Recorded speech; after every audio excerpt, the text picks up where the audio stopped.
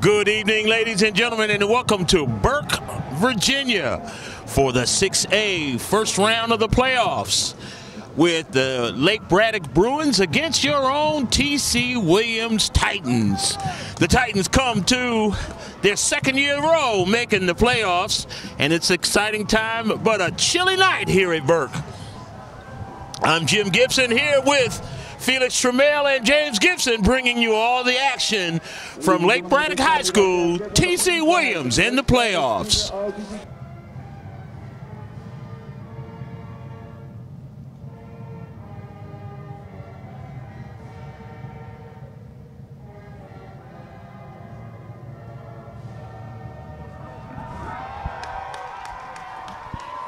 And we're ready for action. Both teams come into this contest with 7-3 records. Tell us about both teams. All right, the Lake Braddock Bruins were the champions of the Patriot District. I know the Patriot District sounds familiar, but this year the Patriot District was Lake Braddock, Robinson, South County, and Woodson. They start off with 3 losses. They lost to Westfield, who's undefeated, Stonebridge, who was undefeated, and they lost to West Potomac, which is a common opponent, by 2 points. Since then, they've been on a 7-game win streak. Their offense is predicated on running the ball. They line up in the I formation, run the ball downhill, which bodes well for the Titans because that's the offense that the Titans like to run. So it's a familiar opponent for the Titans. It's a rival for the Titans that they have not defeated since 2008. I don't know if the kids on the field know the history, but we know the history. And hopefully that translates to what happens on the field today. So that's the preview of the Lake Braddock Bruins. Why don't you recap the Titans season? Tell us about the Titans, Jimmy. The Titans are a talented physical bunch, and in the recent weeks they have shown that they can play the game just about any way you want to play it. We like to do the line up and smack in the mouth run downhill, but Coach Longerbeam has shown that in the arsenal we can do 5 wide and make you decide which of our weapons to cover, let you pick your own poison, and we've been successful at both, so it's given opposing coaches a lot to try to prepare for, particularly in the playoff format where you got 1 week, it could be one and done. Good luck trying to figure out how to stop the Titans. So it sounds like it'll be an exciting contest. The captains are at midfield for the toss. Referees are giving instructions. And the thermostat says 33 degrees. 33 degrees, and it's a chilly night here in Burke, Virginia. Titans versus the Bruins. We got a minute. Give me a pregame prediction. Who you see, Felix? This game, I think the Titans answer the call. I see a 24-20 game. Our running back tandem of Williams and Eaton will wear the Bruins down. And in the second half, when it's going to get under 30 degrees and that those tackles start to hurt a little bit more, that blocking hurts a little bit more, I think that's when the Titans take control of this game. Who do you see, Jimmy? The season has taken on the trend of making history. We beat Robinson for the first time since the late 90s. Homecoming and senior day, we had some 20-year-old records go down. We haven't won in this stadium in a while. I think they're going to continue to make some history. The way that Lake Braddock plays kind of feeds right into the strengths of our defense. I think we're going to see a Titan victory tonight. Then let's go with the trifecta. I got the Titans winning by 3 touchdowns. I have no idea which way, but since it's 33 degrees out, that's 3 touchdowns, 3 for us. Let's go. All right. Lake Braddock is lining up. They're going to kick it off. Titans will be receiving. Harris and Cole back deep for the Titans, and they have both been explosive return men this season.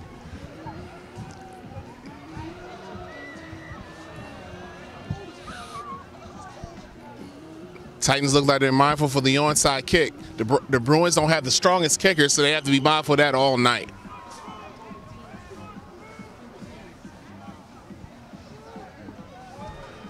We're ready to kick it off. And they kick it deep. Take that. Ball goes to Harris. He breaks off the right side. Comes back, still on his feet. He will be bottled up around the 27-yard line.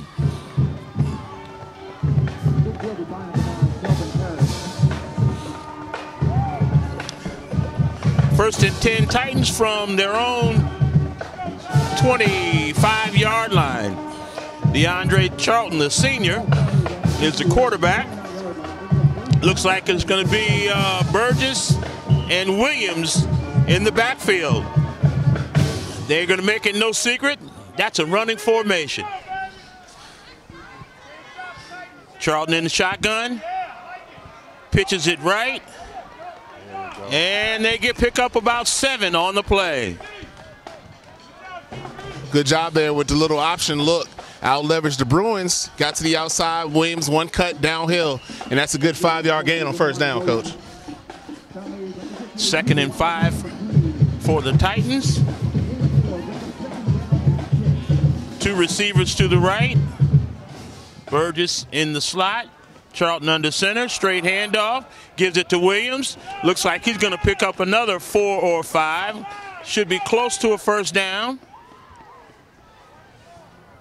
Little short, 3rd and 1 for the Titans. We see the versatility of the Titan offense that Jimmy mentioned earlier. First play was shotgun, little spread. Second play, under center, single back. Charlton under center again. They flip the formation to the left. Hand it to the left. Oh, but he got bottled up. Looks like maybe 1, but he looks to be short of the first down.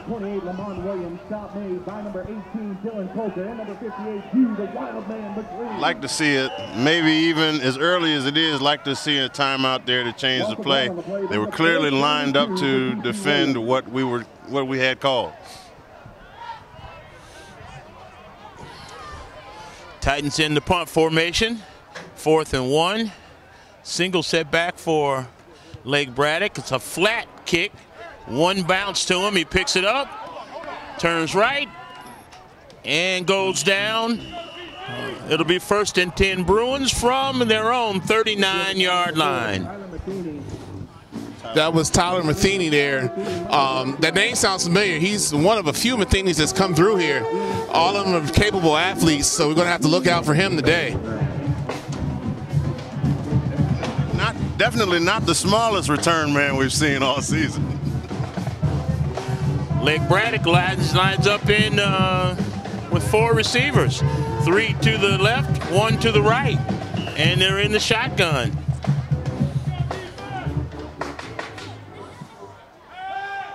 Flash pass, incomplete.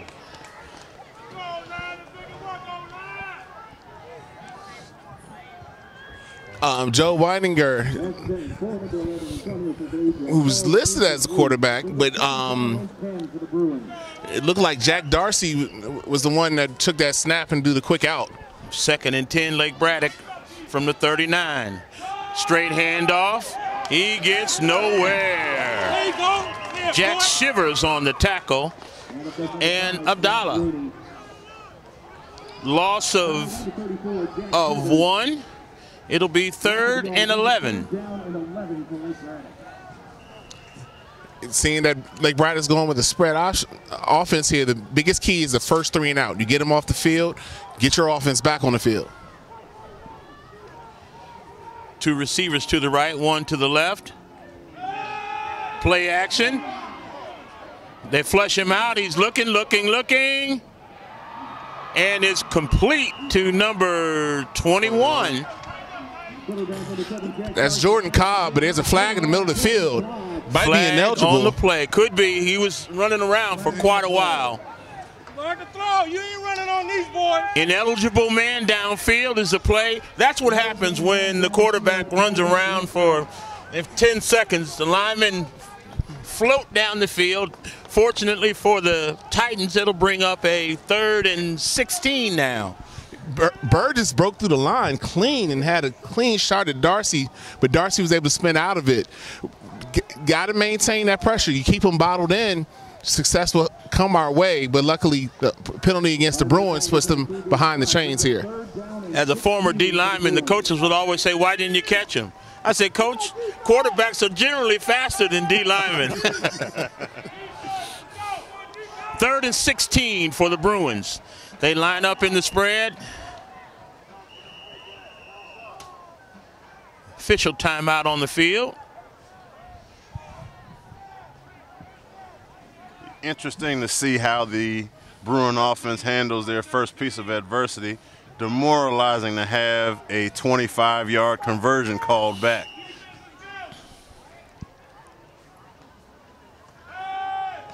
Back to pass. He's in trouble again. He throws it away. It'll bring up a 4th down. The Titan faithful were calling for holding as Burgess' jersey was being tugged at from behind, but no avail. It'll bring up 4th down. Both teams 3 and out on the first possessions. The game's starting out about how I thought. These teams are trying to fill each other out. But Darcy, like a scramble quarterback, is running backwards and throwing off his back foot, which made that throw woefully short. Watch this kid, how he handles. Watch.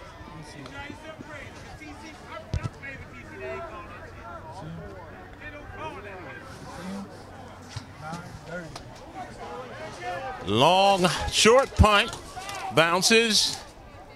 And it goes out of bounds at the 30-yard line. 9:03 remaining in the first quarter. TC gets his second possession. 1st and 10 from the 30-yard line. Now, Coach, on that play, when that ball bounced, would you like Harris to get that and just go out of bounds, save 5 yards maybe? Or were you good with that, just letting it bounce and roll? Either you catch it or you let it go. Once he let it go, he should have gone a long way away from it, so it couldn't take a funny bounce and hit him.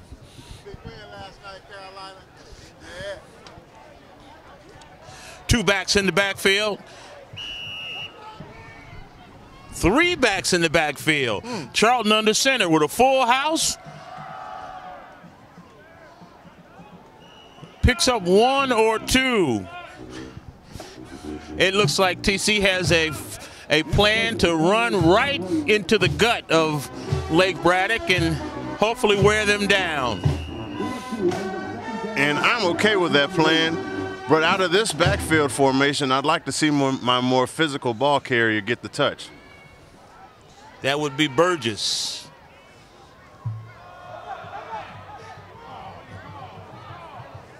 There's a flag on the play. Handoff was to Williams. He went on the right side. Looks like it's going to be a hold there, Coach, on the Titans.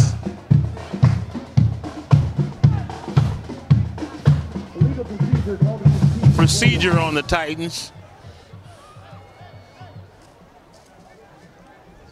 Like Jimmy was saying, that formation is a little obvious because Burgess is there, then the fullback's straight up, who hasn't got to carry all season, and then Williams is on the other end. They're going to follow. He's going to follow those lead blockers.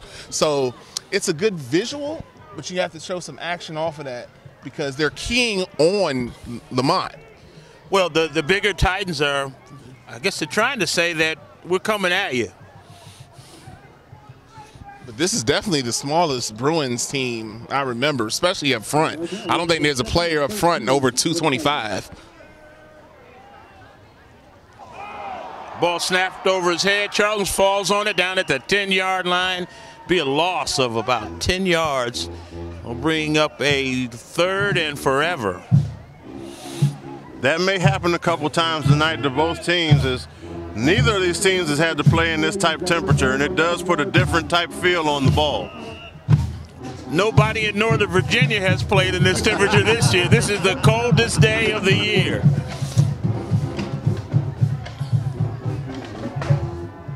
Charlton's back to pass. Quick screen to the right. I'm sorry, to the left. That's the freshman receiver, Rogers. He picks up a couple. It'll be 4th and quite a bit. Titans will have to punt. Yeah, those 3rd and longs are either draws or screens. So Titans went with the safe call on the screen. I've never seen it thrown to Rogers before, but got a couple yards. The Titans, of course, going to have to punt the ball. The Bruins are winning a field position battle right now. Surprised I haven't seen Cole or Harris or Eaton with a touch yet. Punts out to about the 40. He turns around. They're trying to strip it, but to no avail. It'll be first, great field position for the Bruins. It'll be 1st and 10 for Lake Braddock from the TC 30-yard line. And that's another thing, that temperature affects kicks as well. And Rodriguez is a new kicker. It's his first season, so like we were talking about the weather. This is the first time he's probably kicked a football in this type of weather. That football feels like a rock right now. Lake Braddock is winning the field position game thus far. They line up in the shotgun. Handoff, no, he keeps it, and he picks up maybe 3. Quarterback keeper, that's number 7. Who is that? That's Jack Darcy. Jack Darcy on the carry. Pickup of about 5. It brings up a 2nd and 5.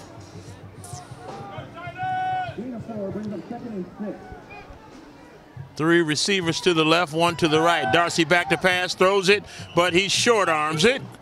Burgess on the pressure will bring up a 3rd down. And that consistent pressure has made Darcy consistently uncomfortable in the passing game. That's going to play a major theme in the outcome of this ball game. Absolutely. Hits that don't hurt when it's 70 degrees, hurt when it's 30 degrees. 3rd and 6 for the Bruins. Darcy back to pass, looking left. Pressure, no, he can't. He drops it. It'll bring up a 4th down. Interesting decision here. That would make for about a 47-yard field goal. So Titans defense is held. Let's see what they do. Looks like they are going to go for it. Yeah, this is that no man's territory. Unless you have a high-level kicker at this level, this is no man's territory. You definitely go for it. But they are actually look like they're kicking it, Coach. This is where I would watch out for the fake. That's Quentin James lined up to kick. Quentin James lining up for a 42-yard field goal. The snap, oh, it's a pass. They were looking out for that fake. Oh, and it's complete. Covers man left the receiver. You called the fake, Jimmy, and it was a direct snap right to the kicker. And like you said, the guy was covering that man, runs up to try to make the tackle, leaves his man wide open. 1st and 10, Lake Braddock from the 14-yard line. Quick pass to the right. They shut that down. He may have picked up 1. Blackwell does a great job of fighting off the block and making the tackle for no gain.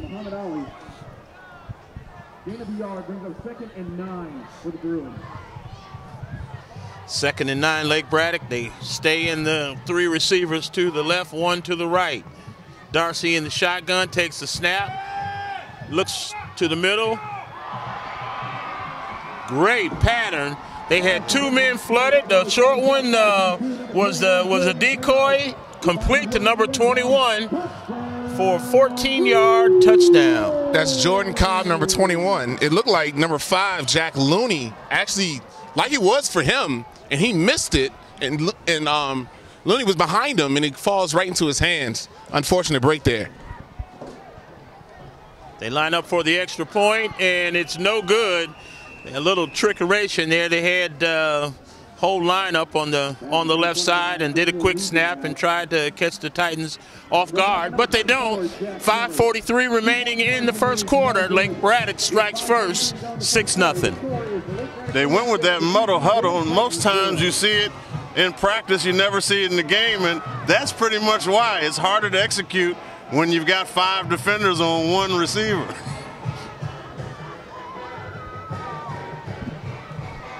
It's imperative now that the Titans on offense drive down the field. Like we said before, Cole, Harris, Eaton have not touched the ball yet. And Charlton hasn't run the ball yet. Like that formation we did on that 3rd and 1, they loaded up on Eaton. He bootlegs around. Charlton probably trots down to the end zone because everyone's keying on Williams. So now it's time for the diversity of the offense to show up. There's no need to panic. Yeah, still early. You gotta set a game plan before you can adjust. And so we'll see. But the deciding factor there was the field position, getting that ball 1st and 10 from the 30. You can't give even mediocre teams. By this point in the season, everybody's pretty good, and you can't give them a short field. Definitely, you a 3 and out on the other 30, they punt the ball. Then then the little gadget trick plays work. Braddock kicks it deep. They're kicking it to Harris by design. Harris picks it up at the 30, turns the corner, gets up to 35, maybe about the 36-yard line. It will be 1st and 10. TC, good field position. That's a pick your poison. Kai Cole is Kai Cole, but then Kelvin Harris is like 1A. So even there, he was 1 tackle from going down the sideline. So you might have to go to another option if you're the Bruins, but the Titans will take that all day. Titans line up in the eye. Single back.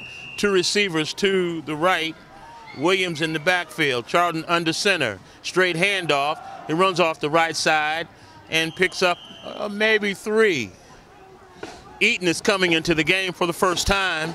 He has a different gear. Hard runner, had some great games early in the year and then some more at the end of the year. Lake Braddock will have to adjust to a different speed. Charlton still under center. Hand off to Eaton. Eaton off the right side. Picking his places, gets about 2, it'll be 3rd and 5. Eaton last week was more proficient on those outside runs, those stretch zones to get outside. He favors Darren McFadden when he was in Arkansas, that long stride with a beautiful body. So that's what that tends to be his better running style. Coach Longerbeam's been pretty one-dimensional here. No passes. Charlton under center.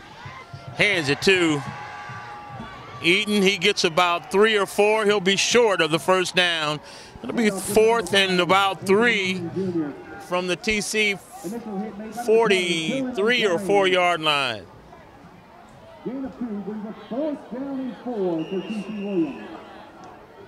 And the Titans are going for it.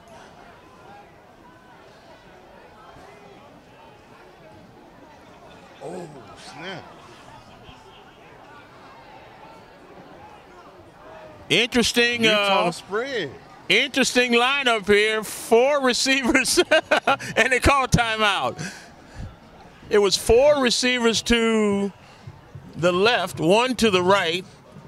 Couldn't tell if there were 6 men on the line or not. No, it's 3. It's the left 3 line. The left guard, left tackle, and right guard are all on this side with the back behind them.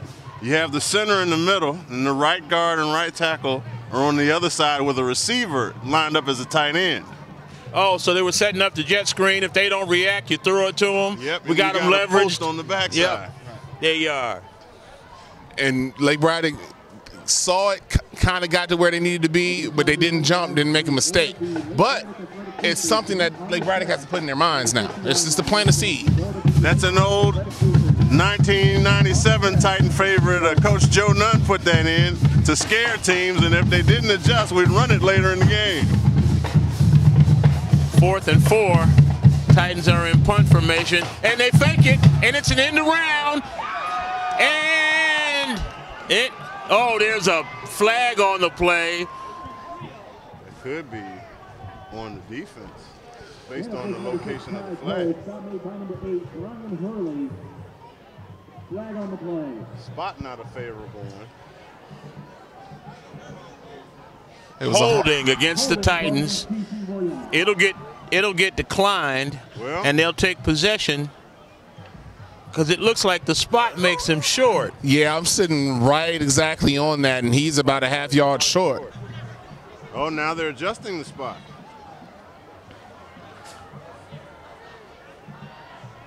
The thing about that was that the original direction, they had it. If they would have stayed going this way, he had it first down. He was out leveraged, so we got a little cuter than we probably needed to, and he had the first down this way. But we took that chance. Defense is going to have to stand tall early. Yeah, that wasn't a reverse read. That was a straight double reverse, so he didn't have the option to throw it over there. Lake Braddock comes up, lines up in the shotgun again. 3 receivers to the right and a single setback. Darcy gets the snap. Immediately looks that way and then throws long to number 2, who catches it down with inside the 20. That's Joe Weininger there with the reception. They've been setting up that quick screen, that outside receiver releases. When those eyes go to that quick screen, and he got over the top of the defense, and Cameron Campbell was unable to get there. And it was underthrown by quite a bit. Had he thrown it on time, would have been a touchdown. 1st and 10, Lake Braddock from the 12-yard line. Darcy looking again over the middle. This time a little too much mustard on that hot dog, and it falls incomplete. Those passes tonight, those bullet passes, they're going to be a little hard to catch. And then that was behind them as well. So the gloves don't help you either, because when they get cold, they become slippery. 2nd and 10 from the 12. Darcy in the shotgun, 3 receivers to the left in a bunch formation. Straight handoff, fumble on the play, and he recovers it, but they lose maybe 3 on that play. It'll be should be about 3rd and 13, 3rd and 12. And that upfield pressure from the front 4 is now starting to affect the run game as well. Titans have been dominant up front on defense all season. It's been the strength of the team. 3rd and 12. Darcy in the shotgun, looking right, still looking, being flushed out. And he throws it long, and it is incomplete. Man, there was a crowd down there. 2 Bruins, 4 Titans. Nobody catches it. What happened was they read the quick out. The defender was there. The hook route, the defender was there. So he's backing up.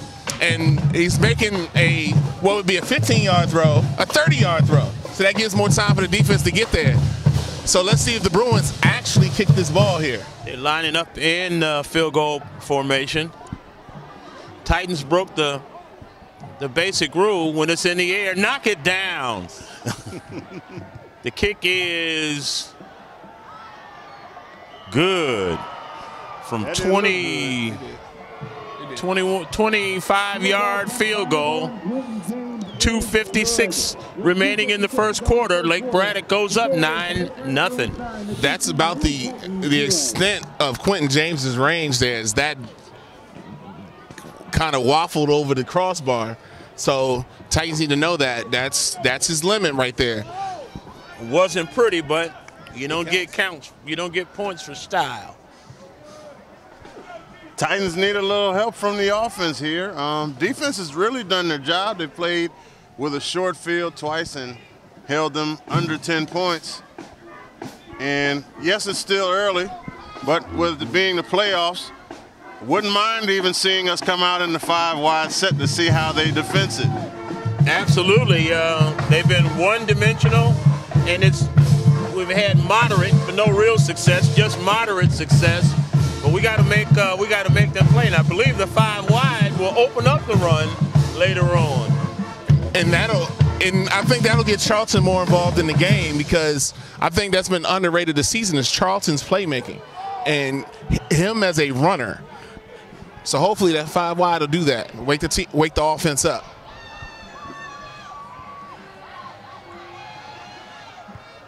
Kick is long. This time they kick it, and Cole has a chance to pick it up.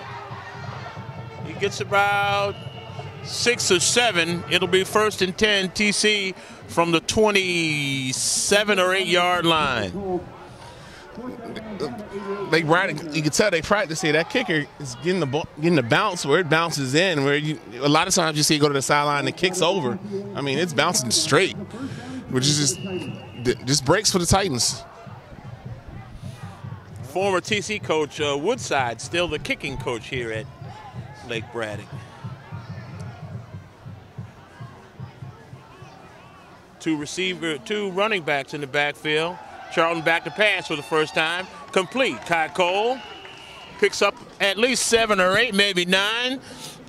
They open it up some. Good change up here. And also, that's that formation I've been asking for. Eaton and Williams in the backfield at the same time. Now, let's run out of this formation because you spread them out some. And good to see the Titan playmakers getting their touches now. Troughton in the shotgun, takes a snap, hands it to Williams. Williams gets a couple and turns it back up field. Got maybe 3 here. Should be 3rd and short for the Titans. Titans do need to convert here. No, more like 3rd and 4. He didn't get as much as I thought. Yeah, the Bruins are stuffing that middle. We're getting no push up the middle. They got 8 in the box, so we got to spread the field. But Saki's yet to get a touch today. He's got a defender one-on-one. In the box. Why are we running the ball? Hand to Williams, and there's a flag on the play. that's either going to be, I think it's going to be a procedure. I don't think Eden ever got set on that end. That's probably why Burgess was trying to sub in, but we've got to spread the field. We condense the field, they condense the field. We spread the field, they spread the field. They have to match up.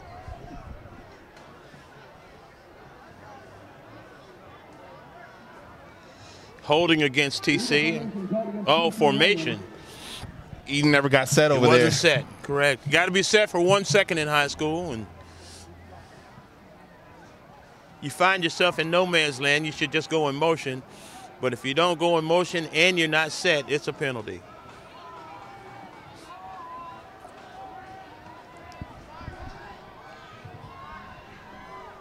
May have been a blessing in disguise because we did not get the first. And looks like we're going to go back to the spread formation. Saki's, who's been my favorite receiver, is one-on-one on the outside, and I have not seen an athlete who can match his athleticism. If you put the ball up, give him a chance. See what can happen here.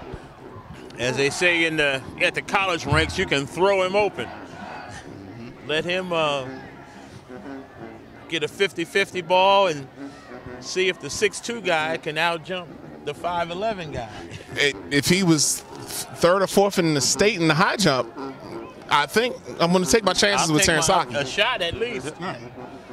I just saw Kako run 45 yards across the field to have something whispered in his ear by the coach. I would not be surprised to see this be in isolation to get him open in the passing game. If the Bruins say like they look like they're straight man across the board one-on-one, that means I'd send Saki on a post route, Harris on a corner route, whichever one gets open first, throwing the ball. The box didn't move. It's third and about 8. Yeah, the refs seem to be having a discussion. The Lake Braddock captain, as soon as the play was called, told him to take the yardage, but the officials can't seem to figure out. Oh, they waved off the flag. They waved it off, or they decided not to take the penalty. So the box man was right. Yeah, the box never moved. But then there's an error because there was a 2-yard gain on the play that's not being accounted for. If they don't take the penalty, we either get the yardage or the play. That's over. right, and they found it. They saw it, and it'll be fourth down and about 1 yard. Yeah, the box hasn't changed yet, but we know it's been 3 plays. The box guy is sleeping. He didn't move when the ball moved.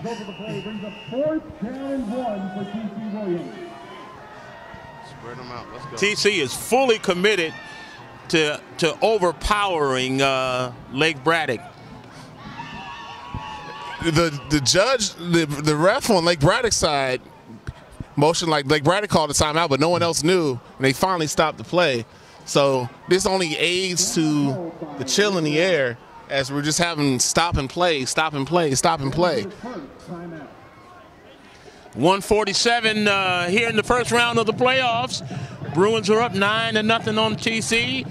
Pivotal point in the game, 4th and 1, and the Titans appear to be going for it again.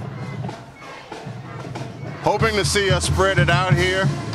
One of those instances where in the playoffs you got to have a shorter leash on what's not being productive. So either want us to commit to taking what they give us or commit to getting out of this first quarter so that we can adjust the game plan.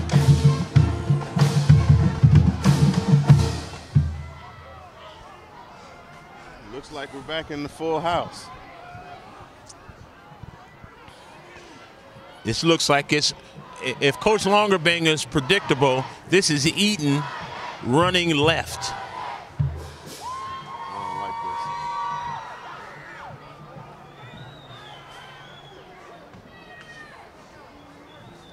Puts all the pressure on the fullback on the other side to get that clean, what we call a clean block.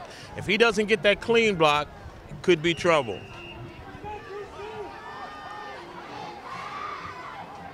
Oh, they created leverage. What in TC is called timeout. We just called timeout after they called timeout. We were lined up forward. Then it looked like Coach Longerbing was going to send the putt team out. But we, like you said, we motioned out, and then we gained leverage with the motion. Well, it looks like he really never had any intent to go for it, but if there was an obvious alignment advantage, he'd have let them run the play. I'd like, though, in that instance, rather than using the timeout, have the punt team standing right behind you. If you don't like what you see, run the offense off, run the punt team on, and kick the ball away. It's interesting. You find that the rhythm that you have during the regular season, you don't have it because you spent an extra 10 hours in watching film, and you get cute. Short kick. Fielded at the Titans 49. They get it down to about the 47-yard line. Short field again for Lake Braddock. 1st and 10 from the Titans 47-yard line. I couldn't tell if that was tipped by Brian Hurley, number 8, but it was a duck of a kick, and actually one of the upbacks turned around and saw it and fielded it. So that was advantage Lake Braddock, and once again they're starting in Titan territory.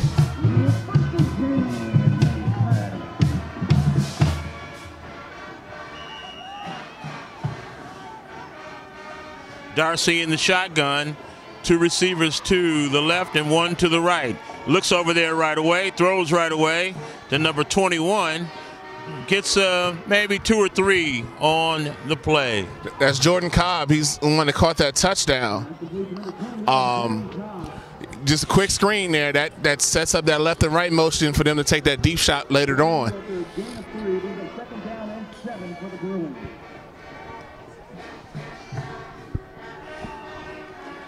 Darcy in the shotgun. This time it's 3 receivers to the right.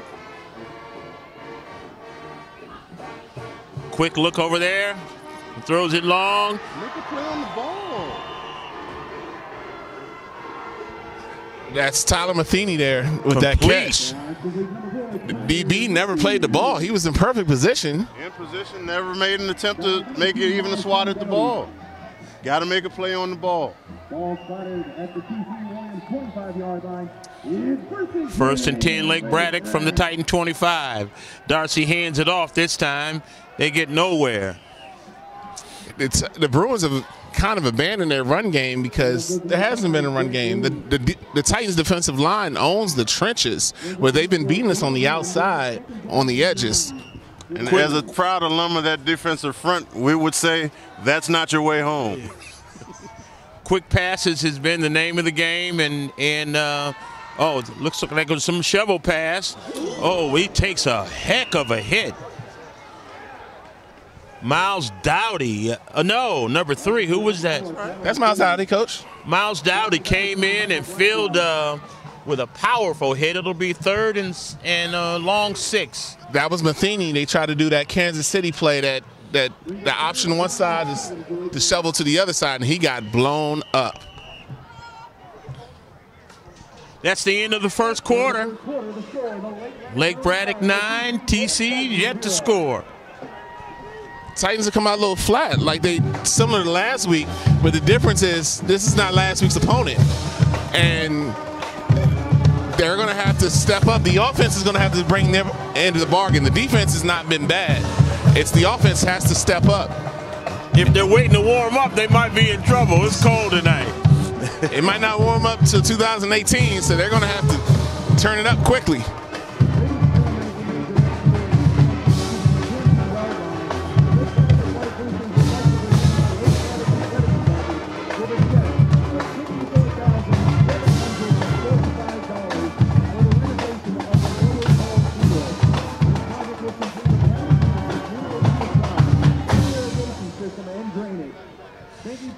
When play resumes, it'll be 3rd and 6 from the 20-yard line.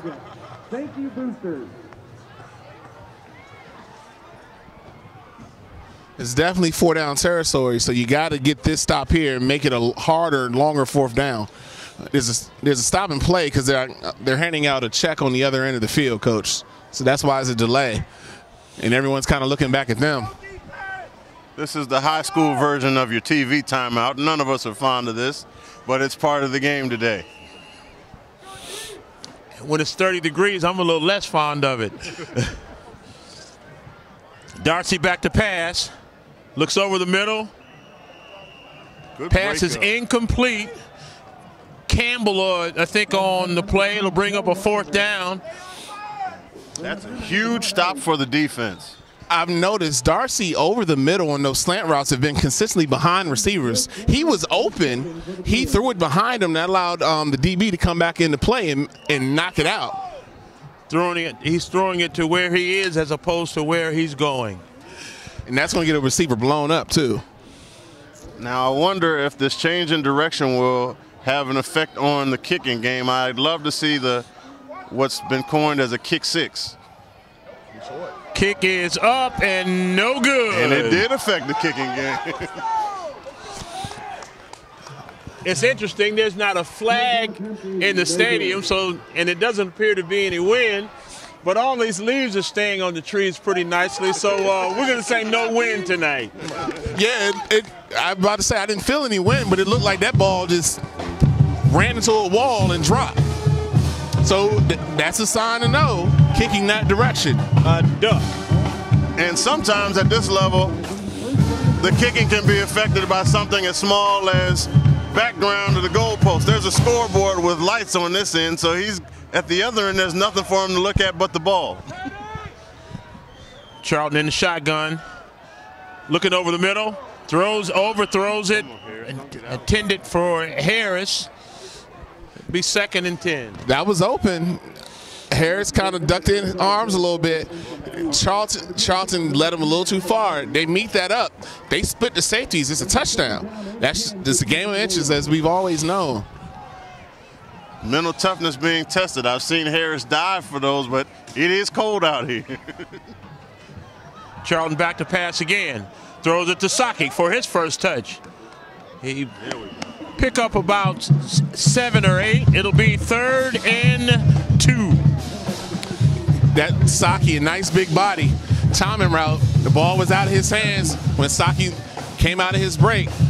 That's a great pitch and catch there. Makes it a 3rd and reasonable. Keep them spread out, make them deal with it. Oh, the whole right side goes. Center didn't snap it. It's going to be 3rd and about 9 now. Flag on the play.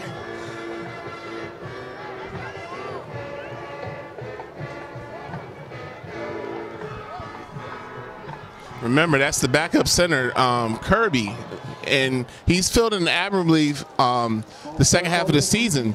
But this is his first playoff game, and it's a little different. First cold game, first playoff game, so it's a little different for him as well. But we had 3 receivers go off. I don't think that might not have been on the center.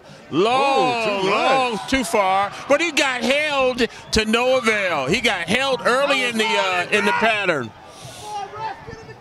Wake up, 69! Number 21 grabbed Saki by the arm. His arm was extended. No one runs with your arm extended back. Referee didn't call it. It'll bring up a 4th down. The referee was looking at the path of the ball and not looking at the players on the field. Watching a good game. Or missing a good game, as we used to say. Yep. Punt is flat again. They let it go. It'll be down again on in Titan territory. Lake Braddock has on each of their possessions been in Titans territory. Yeah, Abdallah was kicking earlier in the season, and it was more consistent, was quicker with the function. And Hang time. right now he's kicking low line drives, which is not helping the Titans defense at all. But one thing I'm noticing, a lot of these players are playing both ways. All these receivers are playing both ways.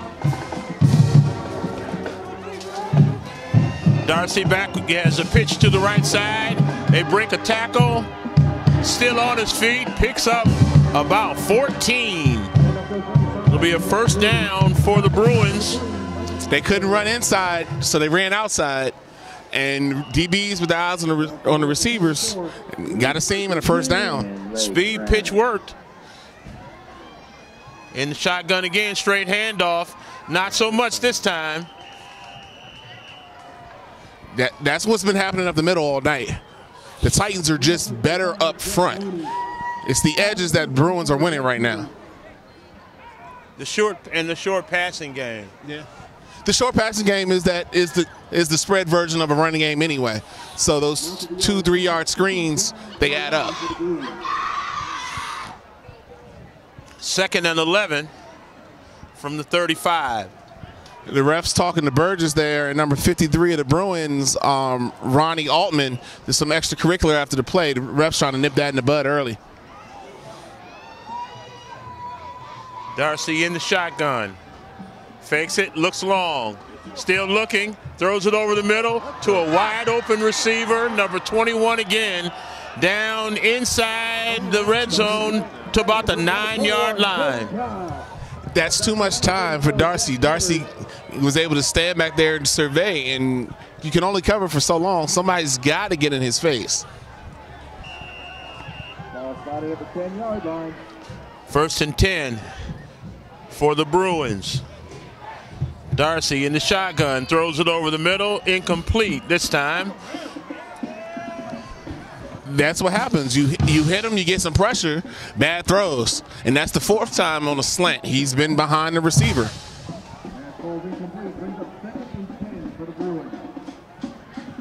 I don't know what defense the Titans are in, but I'd like to see them man up. I don't see Lake Braddock as more athletic in the zone. If that's a 2 deep or 3 deep, it's not working. They're killing the zone.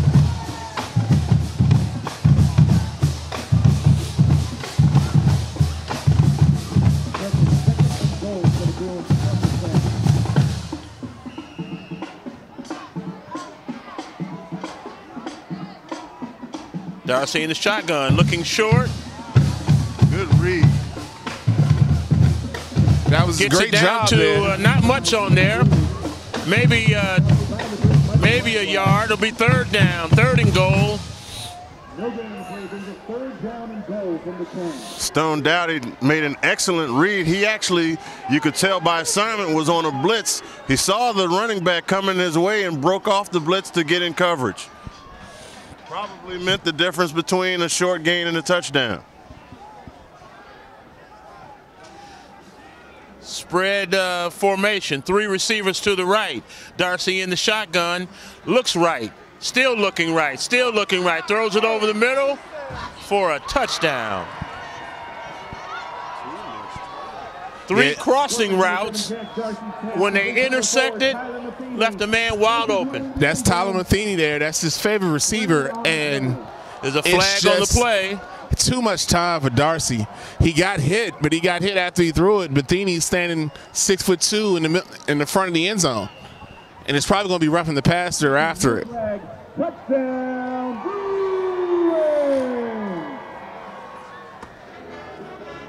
And that's a play that Ohio State likes to run. 3 receivers cross, 1 stops in the middle, and whoever pops open, that's who gets it. The extra point is good. 8:54 remaining in the half. Bruins are up 16-0. Titans got to do something now. They're getting behind the 8 ball, and it's really the pressure on Darcy. The Lions doing a good job against the run. They've eliminated the run game. But they have got to get upfield and make Darcy move his feet. Anytime he's moved his feet, he's an errant quarterback. But most quarterbacks, if they stand still with their feet set, can make throws. And that's what's happening right now. And the Titans' defensive front is reacting to the quick pass. You know, if he's back there with 3 steps, you got to play the quarterback and forget the pass. And at this point, they're just playing assignment football. They haven't had any adrenaline or motivational boost because the offense has gone 3 and out, 3 and out, 3 and out. So at this point, it's just a matter of we've been on the field too long on one side of the ball. It's time to start playing offense. 4 or 5 possessions for Lake Braddock. They've scored on 3. And like I've said, Lake Braddock is not a deep team. A lot of these players are playing both ways. Linebackers and DBs, and even some of the linemen are playing both ways. The offense just needs to bring the physicality and energy to the game. And if they do that, it's still plenty enough time in this game. This offense is plenty explosive. They scored 38 points last week in the second half. So the firepower is there, but the Titans are going to have to manufacture that energy and actually physically go out and do it. Well, they sacrificed the first quarter, and they were run only. No passes in the entire first quarter. They wanted to establish the run. Now they got to establish some points on the scoreboard. And we're a man short. There we go. That coupled with the Lake Braddock is clearly winning the field position game.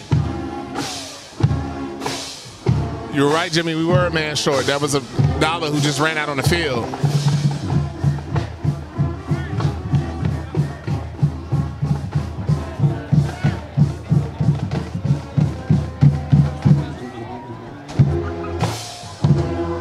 Yep. If I'm coaching the return team, I'm calling return right because I see 5 clean jerseys on our side of the field on the kickoff team.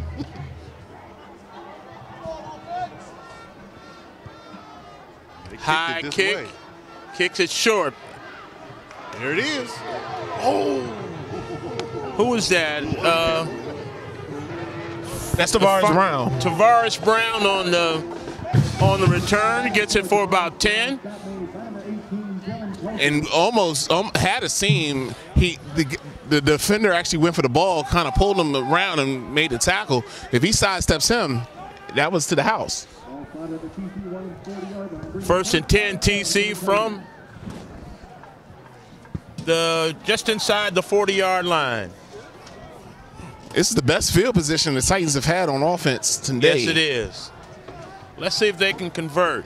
Charlton in the shotgun.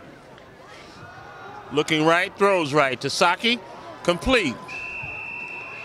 Whoa.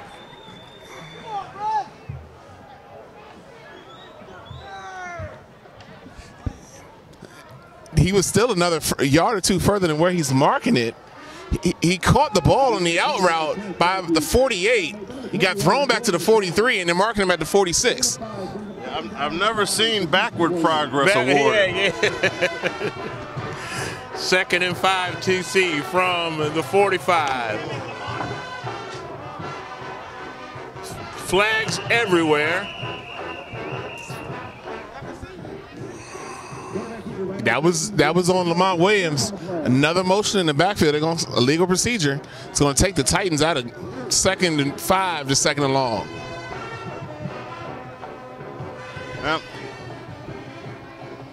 unorthodox, this is actually comforting to see. These are mistakes that we've characteristically made, but we've done it in the first quarter. So while you like to see them get out of the way, you kind of see the team getting back to its personality. So now that we've gotten the penalties out of the way, I'd like to see us move the ball down the field the way we're accustomed to seeing them do. Right now, it seems like the hardest thing to do is to get a first down. I think if they see a first down, get a first down, everything will start to snowball. They just got to get that first one. Somebody has to stand tall here and make a play.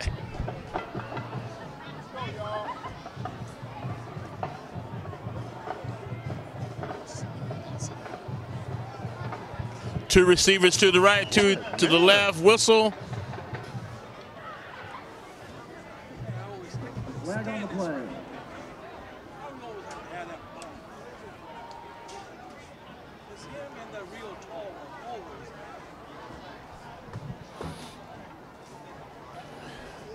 Ref blew it. He blew it dead. There's no flag. Correction, no flag. Charlton in the shotgun. Two receivers to the right, two to the left. Looks back. Take off. Short pass to Harris.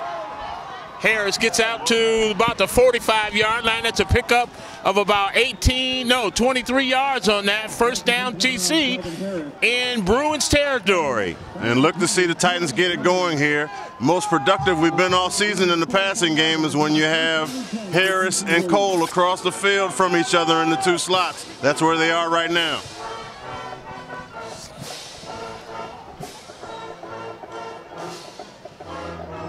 Charlton handoff to Williams. No, to Eaton. Eaton just plows up the gut.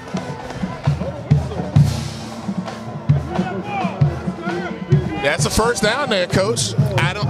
That's that different gear that Eaton brings. And you see the Bruins starting to fall off of him. A lot of these guys, like I said, are going both ways. Don't abandon the run, but spread it out, throw the ball, mix it up. And right there, as you said, you got a different gear with Eaton. Williams is a more deliberate kind of sidewinding runner. Eaton is quick to the hole and shifty in small spaces.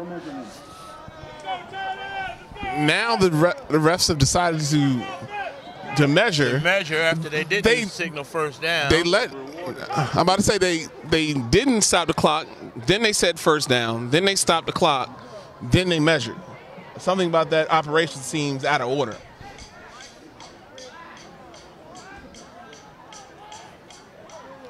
Looks like they're about 10 inches short. Be 2nd and 1. Great time to go deep. There you go. Second down, play action. Get their eyes to the backfield. Saki or Rogers deep. Because third down, if you throw out of bounds, third, fourth down, you can still sneak it with Charlton here. If I no longer beam like I think I do, this has been characteristically where we've seen a wheel or corner route for Kai Cole. They hand it to Eaton. Eaton off the left side gets it at least 10, maybe 12, but it'll be a first down. That was a good way to actually run that to the field side where Eaton has more space to get leverage and get downhill. And him in open space, the Bruins are outmatched.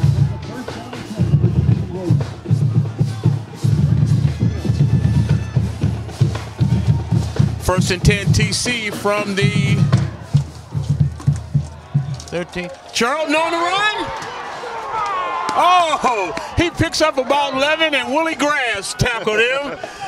Johnny Blade on the tackle. He never misses a tackle. Johnny Blade is undefeated. But there was that veer. They followed Eaton the whole wide up the middle. That'll bring up a 1st and goal. Titans first time within in the red zone.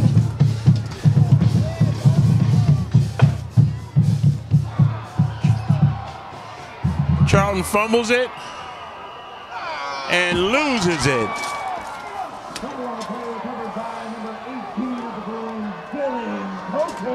Charlton took his eyes off the mesh point and tried to move too fast. Got to make the decision first. got to make the decision first, and he didn't possess the ball. Just trying to go too fast.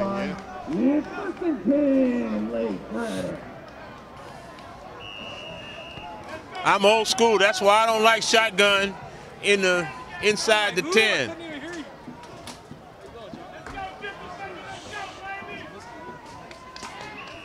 Handoff there, pickup of a few, maybe 3. It'll be 2nd and 7.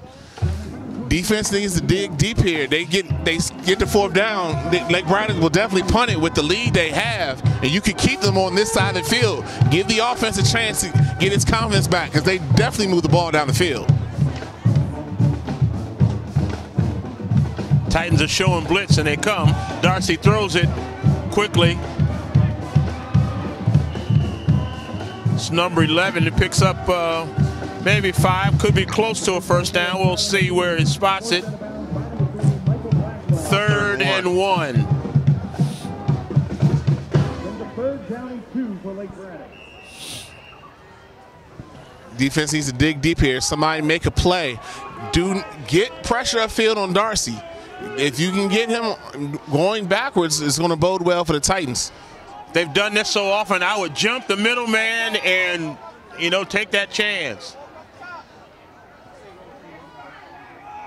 Hand off to number 11 off the right side. He's got some room. Picks up about 14 or 15. It'll be a Bruin first down. That was that misdirection. Tyler Matheny got the handoff there, and we keyed on the running back. He would have been stopped, but Matheny slips around the end. It's a first down.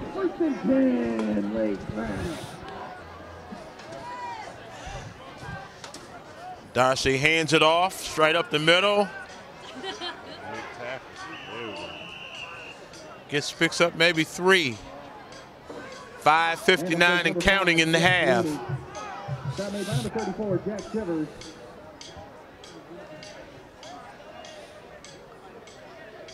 Gain of 3 brings up 2nd and 7 for the Bruins.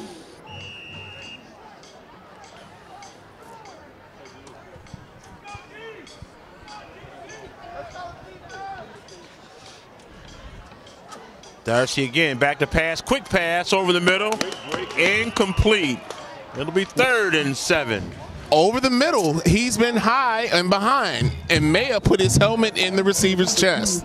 Old reliable Eric Mejia. He's been characterized as the smartest guy on the defense. He steps up and make a physical play right there. 2 receivers to the right, 2 to the left. In the shotgun, Darcy gets it. Looks long, throws it over. It's tipped and still caught.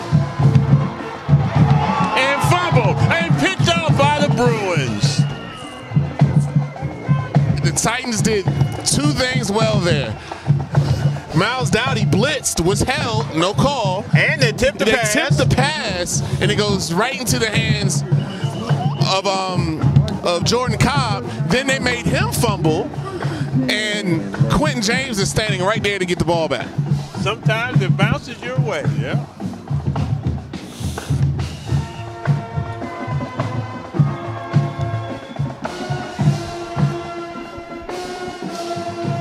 First and 10, Lake Braddock from the 39-yard line.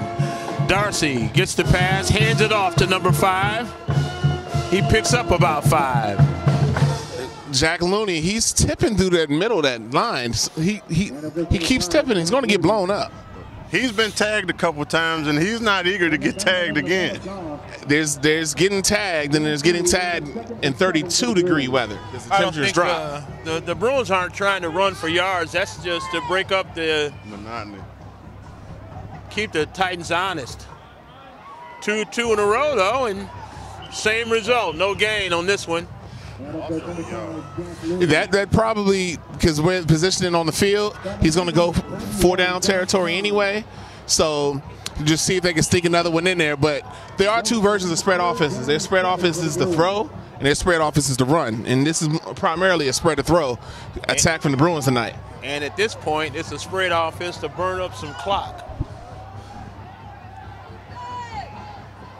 Darcy back to pass. Oh! Thrown a little bit behind. Burgess didn't see it. Almost hit him. That's a Moore-Key, number 26. First time we called his name. That ball hit him right where it was supposed to hit him. He dropped it, and Shivers missed the ball there. And the Bruins will punt the ball. Taking steps in the right direction. As we've introduced one of our strongest points of the game, we forced a punt. Kai Cole may break the rules and field this inside the 10 because he's just that dangerous a playmaker.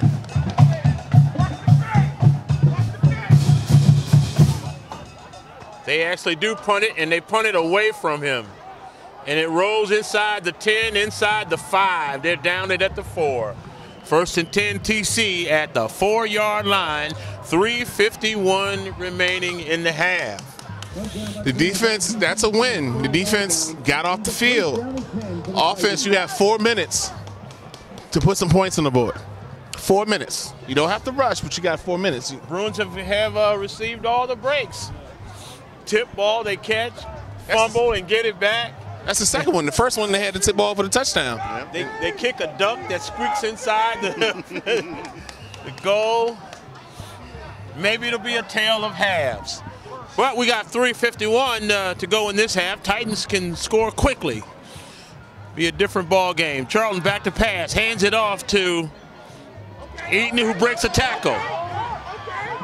Who breaks another tackle. Still on his feet, out to the 25-yard line. He picks up quite a big gainer. That spreading of the offense, and Lake Braddock is zoning outside. There's a flag on the play. I'll let you talk about that, Coach. Unsportsmanlike on Lake Braddock. Be another 15 on top of that. 3:39 and the clock's not running. That's great, and like I was saying, they're zoning outside. We have the 2 receivers on each side, and they're bracketed with 3 people. That's 5 in the middle. So I like Eden's chances 5 on 5. And there's a game in Alexandria that you football players call throwback that pretty much guarantees any Titan ball player is going to beat you one-on-one in space. That's definitely an Alexandria tradition. The athletes definitely grow up in the city of Alexandria. The kids call it throwback. The coaches call it nightmare. Eaton again. Nope. No, Charlton keeps it.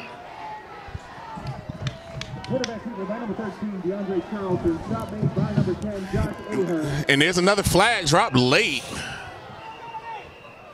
And based on the body language of the Lake Braddock coach, I wouldn't be surprised if this goes against them as well, as he is not happy with his tackler.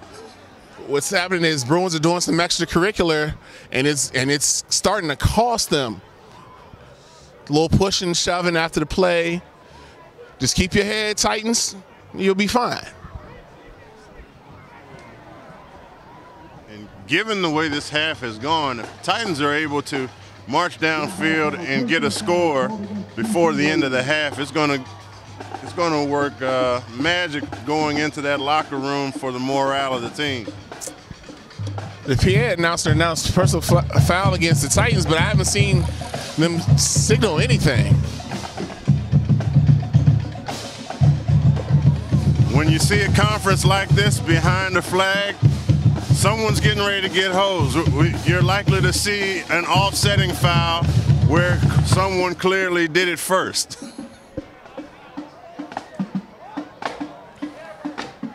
They gave him 15, took 15 back. They just took 15. No, there's no offsetting there. They must determine it was just TC.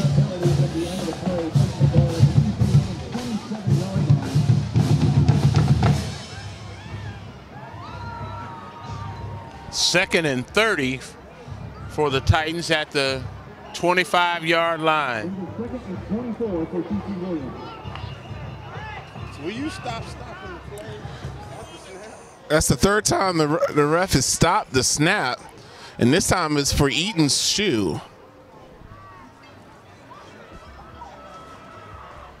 But while he's tying the shoe, coach, number 21, number 26, number 4, Matheny, who's trying to check Harris one-on-one. And 20 are all offensive players. Number 53 on the line. 3 are 15 yards off the ball. At some point, I'm going to say throw it to the inside guy now and let the outside 2 be lead blockers. I'd like to move them a little closer to the formation so they won't have time to react. Yeah. And then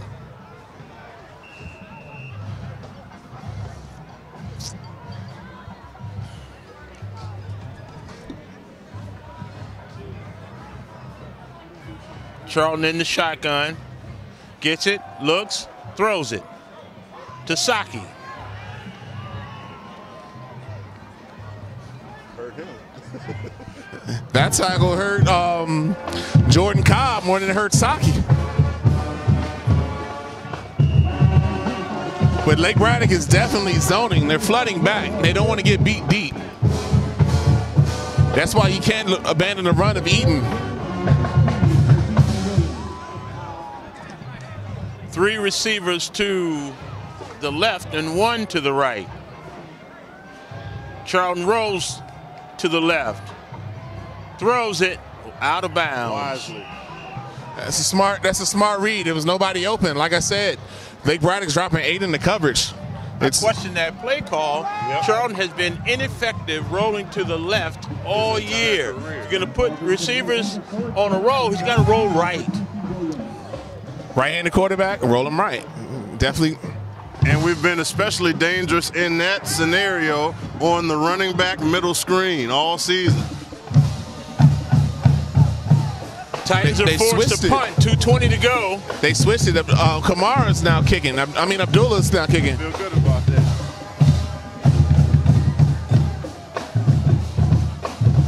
Much better kick. In the punting game. That's okay. I can deal with that. Like Jimmy asked for it, and we see the punt higher, gave the coverage team time to get down there. No return, keeps the Bruins back. And it's in Bruins territory. And you're in the playoffs. You got here with a certain bunch. You got to dance with the one that brung you. 2:13 remaining in the half.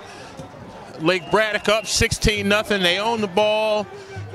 1st and 10 from their own 43-yard line.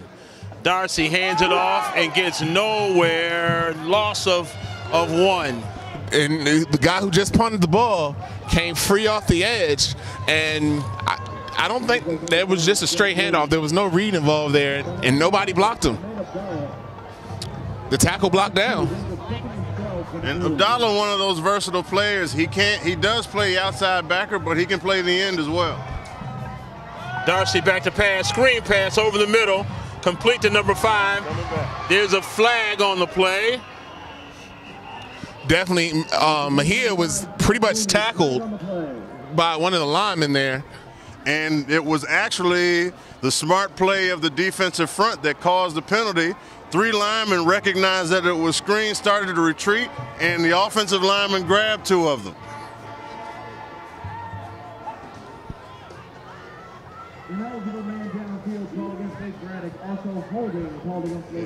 Oh, it was 2 penalties. 2 penalties, yeah. I saw 2 flags. Thought they called the same thing, but hey, you take the holding. Take the holding. It's 10 yards.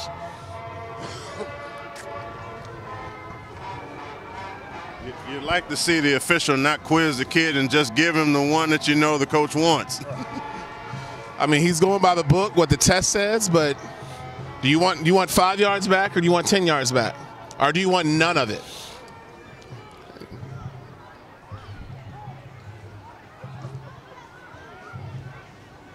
There's definitely been a lot of conferencing with this crew tonight. A lot of talking.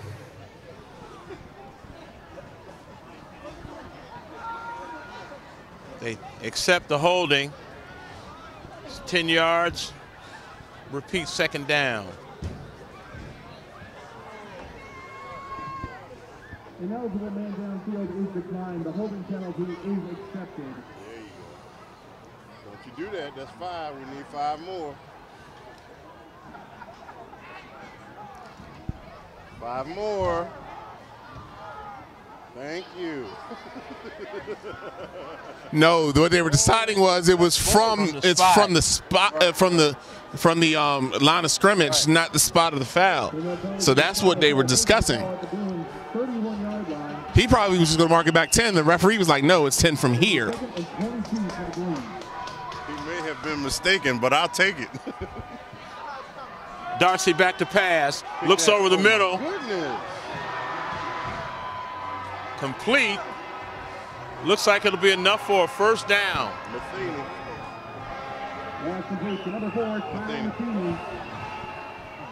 There's another flag on the play. That was nothing but a post route. When we had two high safeties and they caught it in the middle of them. That can't happen with that coverage. Somebody has to hit them. Somebody has to get the ball.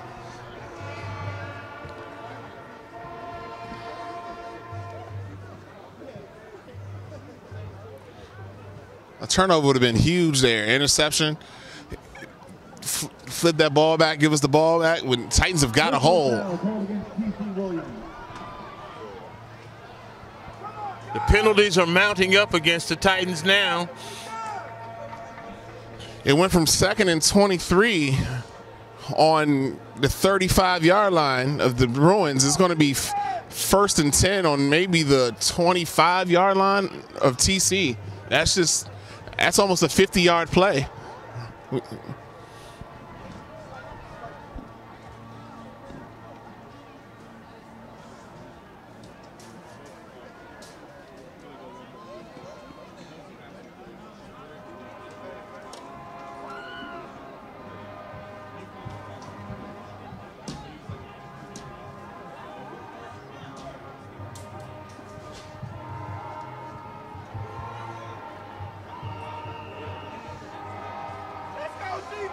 First and 10, Lake Braddock from the TC 29-yard line.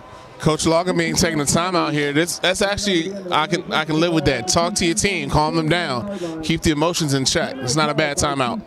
That is their final timeout.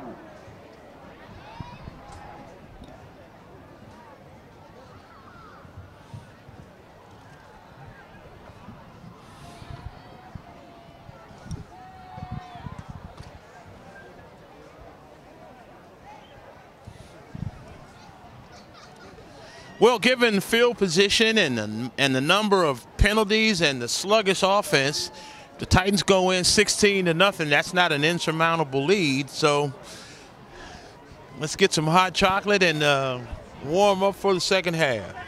Most definitely. Biggest key here is keep the Bruins out from scoring here. A turnover would be big, but keep them from scoring the football because the Bruins at this point have nothing to lose being aggressive. And we have seen the Titans have a bad showing in the first half and come out and outscore an opponent 21-0 in the second half. So we're not out of the ball game, but we do need to close out strong here.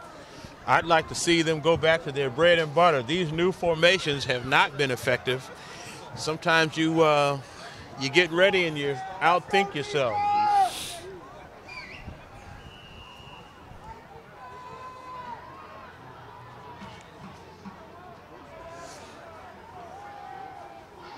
Too much time. The pass rush has been ineffective. Darcy completes it again. Darcy pass completion number 11, Antonio Saavedra. Forced out of bounds by number 3, Michael Blackwell. Picks up 11. It's another first down. I mean, Darcy looked like he was doing warm-ups, 7-on-7 warm-up. He just stood there, took 10 seconds to do the ball. Titans have yet to sack him. Back to pass again, long and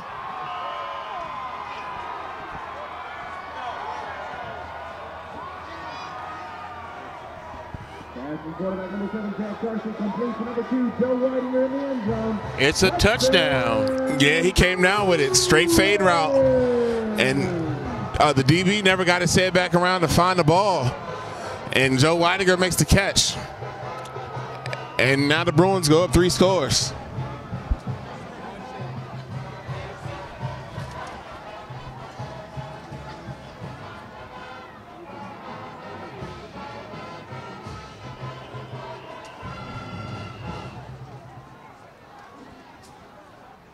Flag on the play.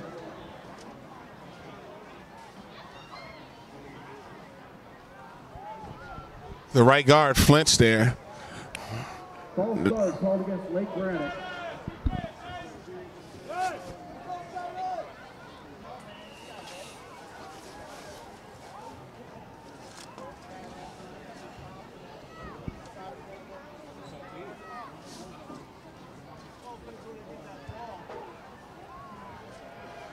Kick is up and good. 1:09 to go in the half.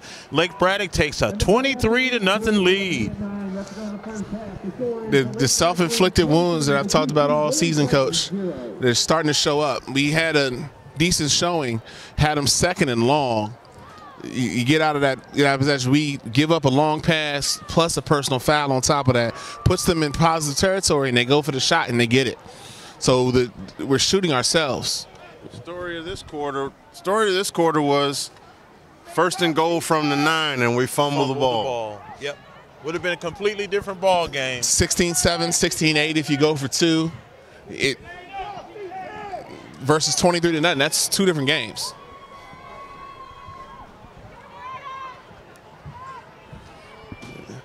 Titans don't need to press, but they need to not beat themselves. Get them mentally focused.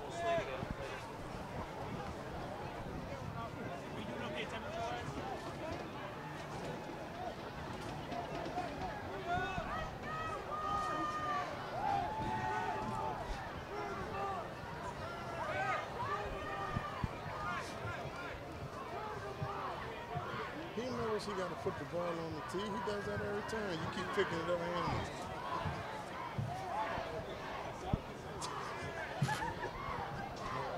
Harris and Cole again back deep for the Titans. They by now should expect that it's going to be a short kick to the sideline. This would be big if one of them can make a play here, flip this field, even run one back, just to give the Titans some buzz.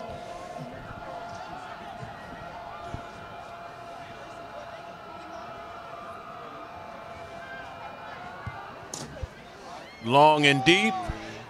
Harris on the there it is.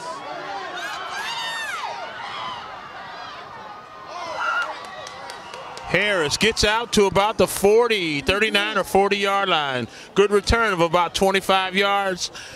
It'll be 1st and 10 TC with 58 seconds remaining in the half. There are no timeouts, but I would want to try just to see what happens. If nothing happens, then you run the air out the ball. But let's see just see if you can get a quick one here. Because like I said, a lot of these Bruins are going both ways here. Well, you got to throw the ball here if you intend to score.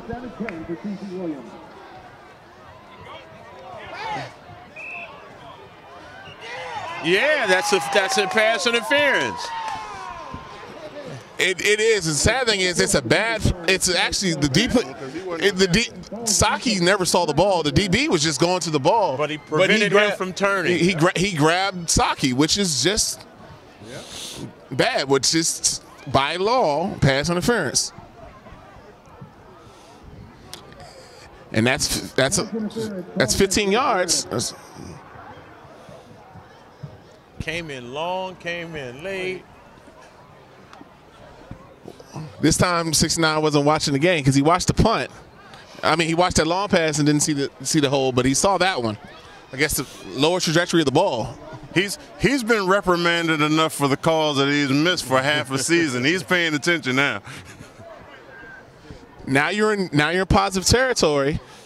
Now they're playing back deep. Just a couple quick screens here, get them to bite up. 54 seconds left in the half. They're in their familiar spread offense. Ooh, could have got someone for leaving early. Up quick, I'm running up. Charlton picks up 6. It'll be 2nd or 7. 2nd and 3. 36 seconds in.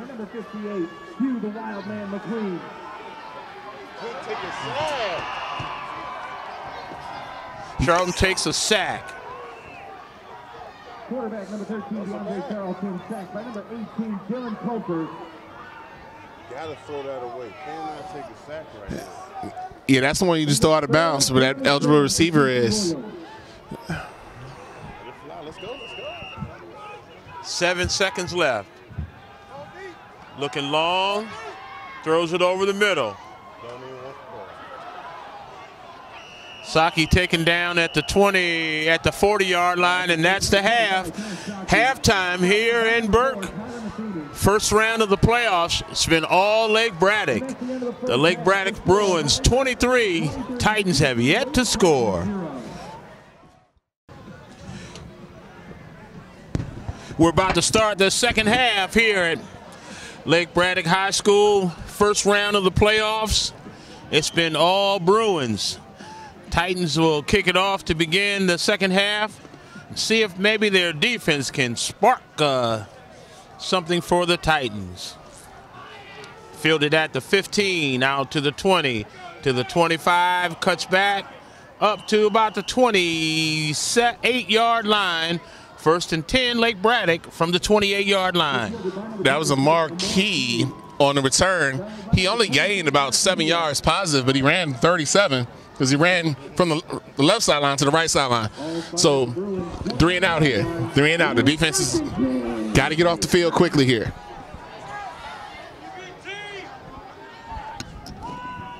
Bruins line up in the bunch offense again with Darcy in the shotgun.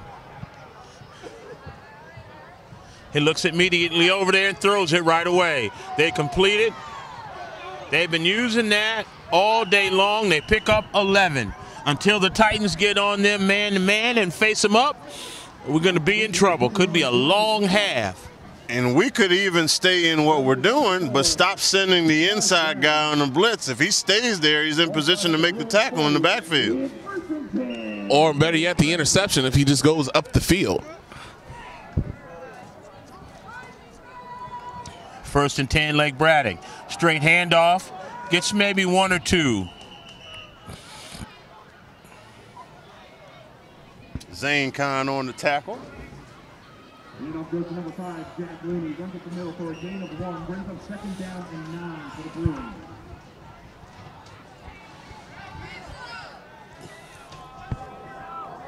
Three receivers to the right, this time 1 to the left.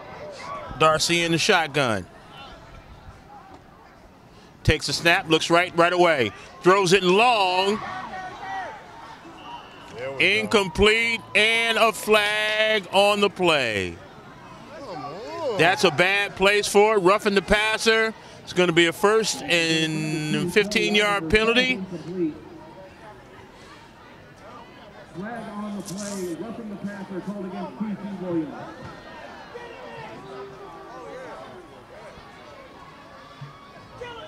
I think all our eyes went down the field, so we didn't see what happened back there. But apparently up there, Kamara hit him late. And there's the Titans beating themselves again. It was close. He was in the throwing motion. You know, the ball was gone, but if you have launched yourself already, you can't put on brakes in the air. And tough not to assume it just wasn't the officials being the officials if you follow TC Sports for the last 20 years. Darcy back to pass again. Under duress.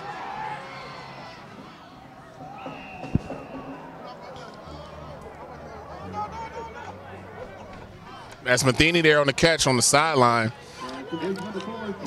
And they're allowing him to roll to his strong side. Send Kamara off the other end and make him roll against his body. Another pickup of 11, another first down, first and 10.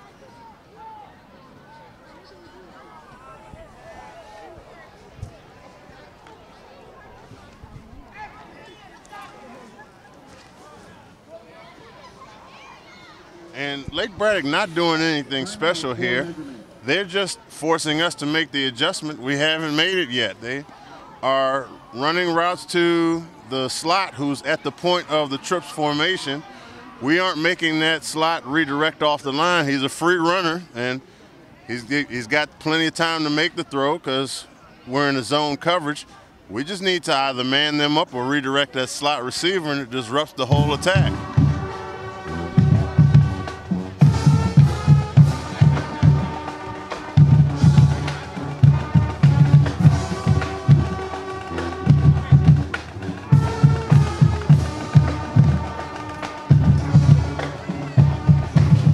Measurement is short. It'll be second and less than 1.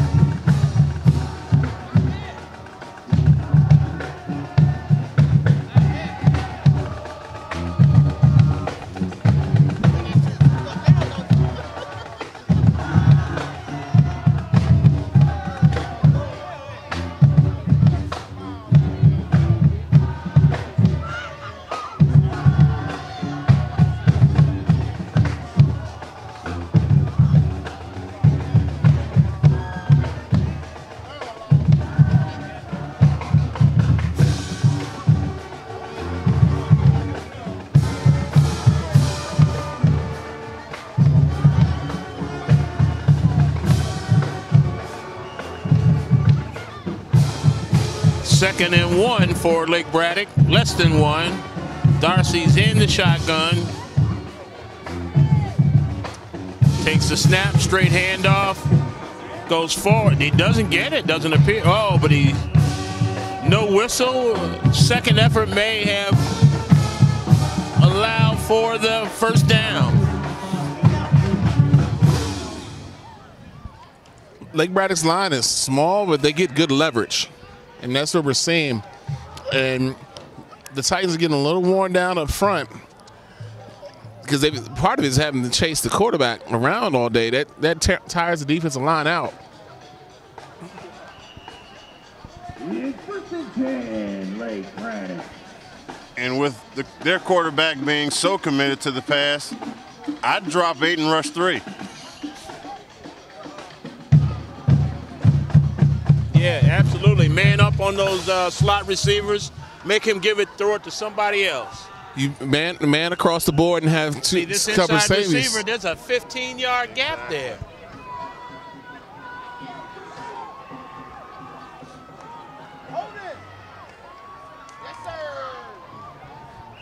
Flag on the play. Number 5, Jack Looney. Flag on the play. Kamara was set on the backside of the play, which is always unfortunate because that has nothing to do with the play, really. But Kamara was definitely tackled by that end over there. Holding against the Bruins. Holding called against Lake Braddock.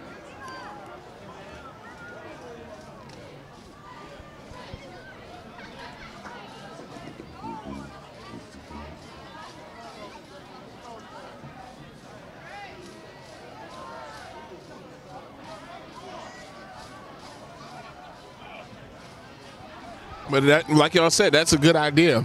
You rush 3, drop 8, man across the board, and 2 safeties over the top, and make him run, make him be an athlete, which we have not seen him done. He had 1 carry, and I think that was a missed handoff. It wasn't a designed run or a read play.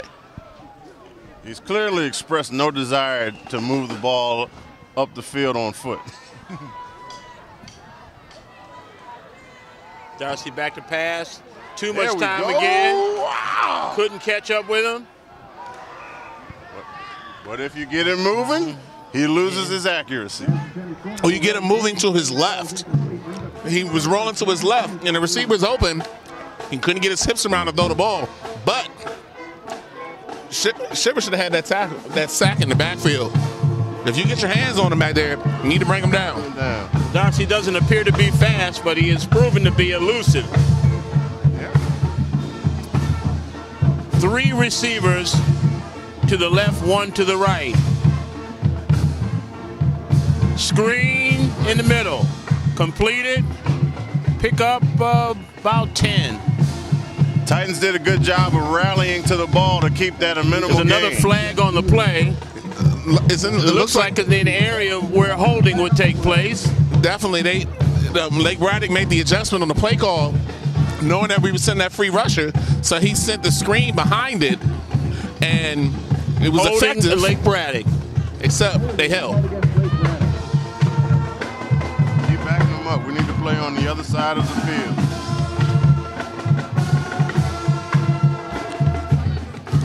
And this is stopping them without the clock moving, so that also helps because we are 3 scores down.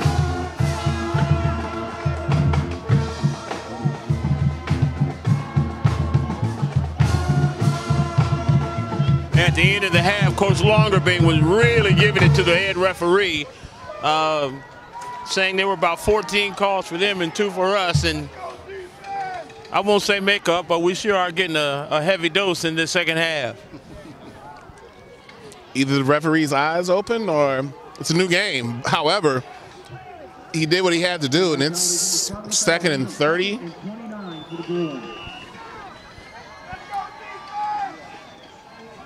Second and 30 from the 47-yard line. Bruins back in their own territory. He's rolling right again. Finds a receiver. Picks up about 10, 7. It'll be still third and 20. Better pressure, but like you said, there's too many on the line, and we're not getting to Darcy. So you may want to give up a rusher for more coverage because Quentin James was open there. Or take one of your linebackers, one of your speed guys, and let him be the spy. I don't see Darcy outrunning any of our linebackers.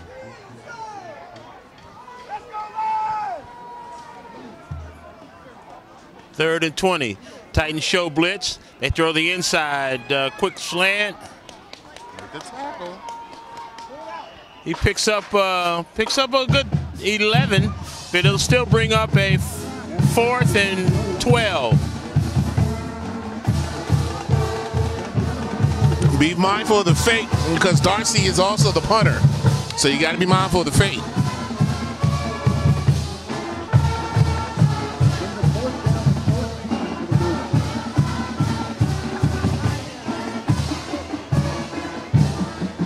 Too many men in the huddle, 5 yards more. And that should kill any thought of a fake. And if I'm Coach Longerbeam, I've told Kai Cole, I don't care where the ball is, you field it and do what you do. No question. One spark. We just need somebody to be a spark plug. And who better than our speedster returning kicks? I can say with confidence, he's probably the most dangerous return man in the state.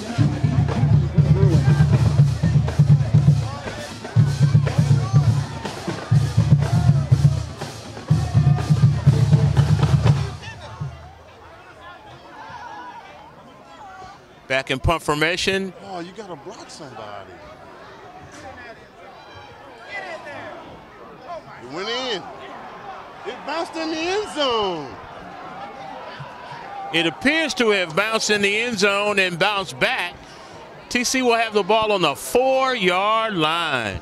Yeah, 7:50 remaining in the third quarter. From our vantage point, it looked like that ball definitely bounced on the goal line, which is part of the end zone, which in high school is automatic.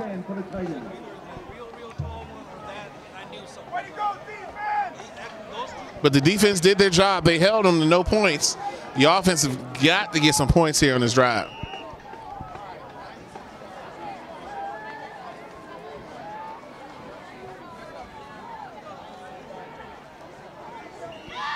Charlton on the keeper.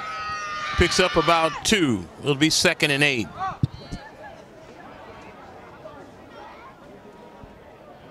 Quarterback keeper behind number 13, DeAndre Charlton.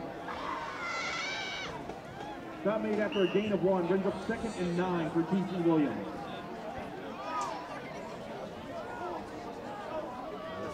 Charlton back to pass. It's just not smart.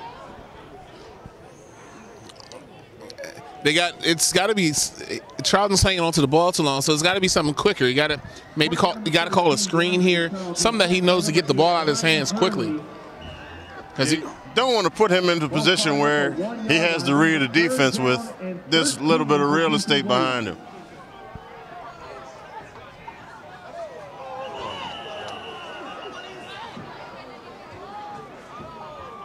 Fumble on the play, ball runs out the back of the end zone. Safety, Lake Braddock.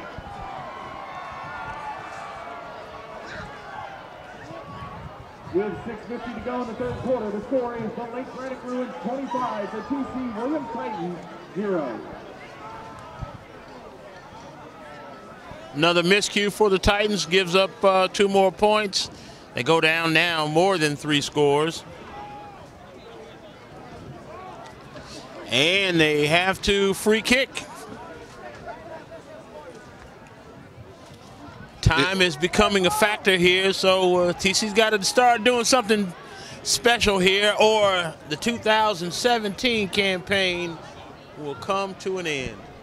Yeah, I can't even tell if he snapped it early, but the ball rolled on the ground and never got in the air. Charleston really had no chance of doing it because he wasn't looking at the snap.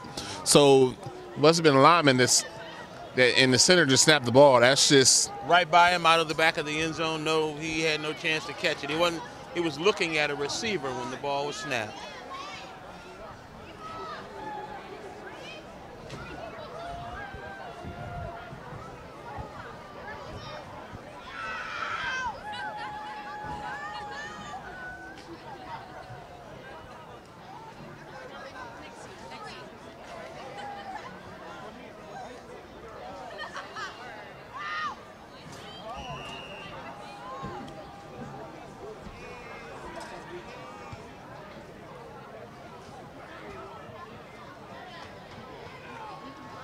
Free kick is out to the 40. He turns the corner to the 50, to the 40, still on his feet, down to the TC 36-yard line.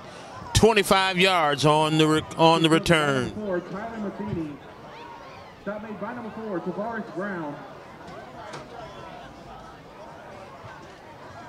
All spotted at the TC Williams 37-yard line. It's 1st and 10, Lake Braddock.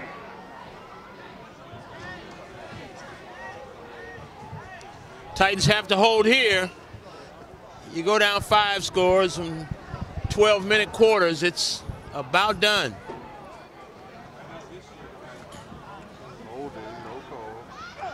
Darcy keeps it. No gain, 2nd and 10. That's a good defensive play. You make Darcy be a playmaker with his feet, and you hit him. So all those things add up.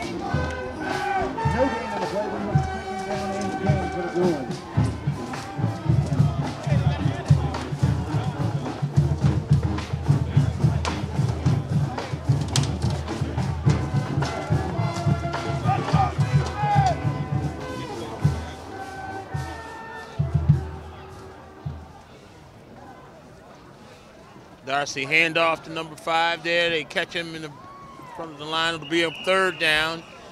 Maybe 1 with forward progress. Burgess must have had super glue on his hands to hang on for that tackle. Yeah, Burgess was being engaged by a lineman, stuck his left hand out and just grabbed Crosby's jersey and refused to let him go. Great individual effort there.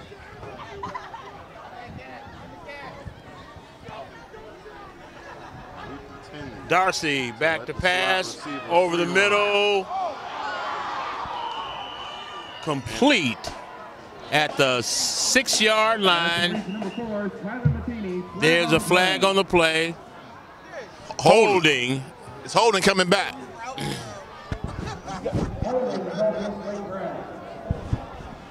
And I was afraid of that result before the play because the theme of the day has been we've let their slot receivers be free runners, and Matheny went unrouted right down the middle of our defense. And if you're going to have too deep coverage, you cannot allow a receiver to run without interruption straight up the middle of your defense.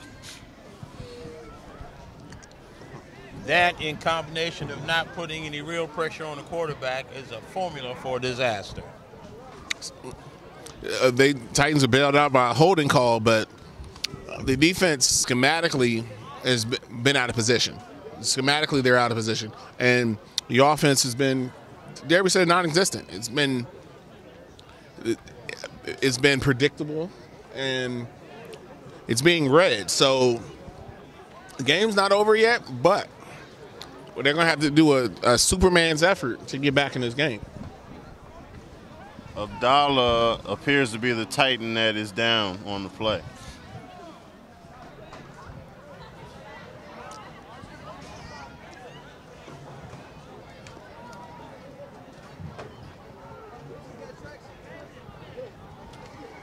And he is up on his own, under his own power, but he is walking gingerly, to say the least.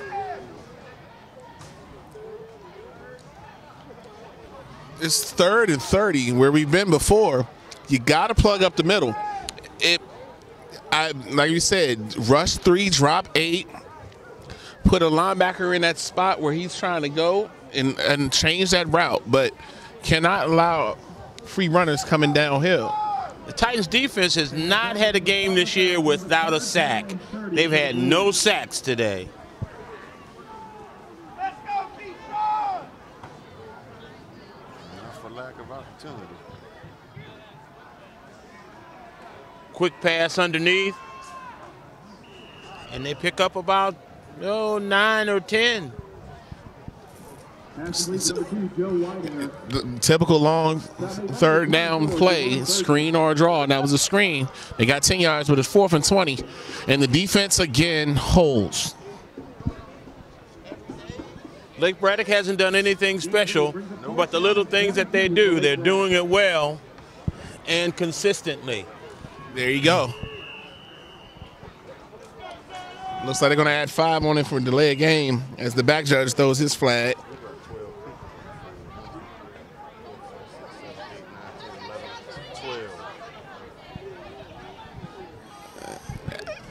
That's not an automatic. No, it's just 5 yards.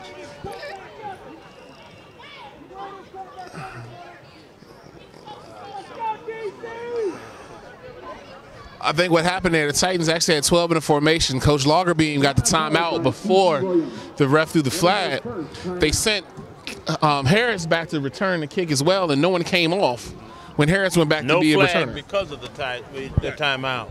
So Coach Lagerbeam saw it before it happened, but you got to know if they're going to send an extra returner, somebody's got to come off the field.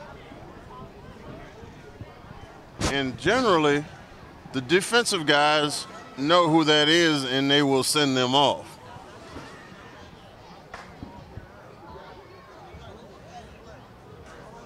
Let's go, Carl!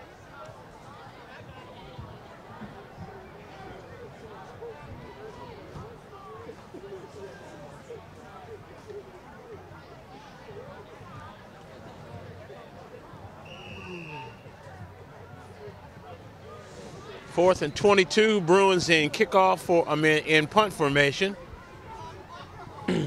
With a 25-point lead, I can't imagine them doing anything risky. No, you gotta field the ball. They let it bounce, he fields it, and falls down. You got to catch that ball in the air. Got to go up and get it. They have to give you room to catch the ball. You run up and get it. And if they're in their way, your way, that's 15 yards automatically.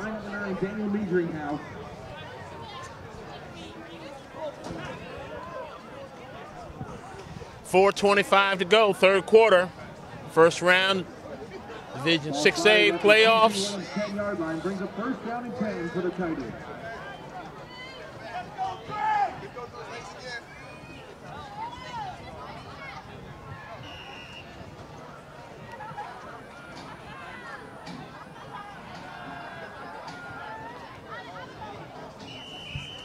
Pass complete to Harris.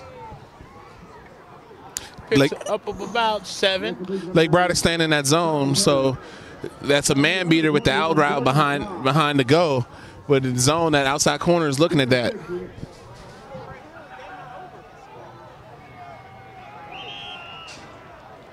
don't need deep routes. You need. Charlton on the keeper. Quarterback is sacked by number 9, Daniel Niedringhouse. Brings a 3rd down and 5 for T.C. Williams.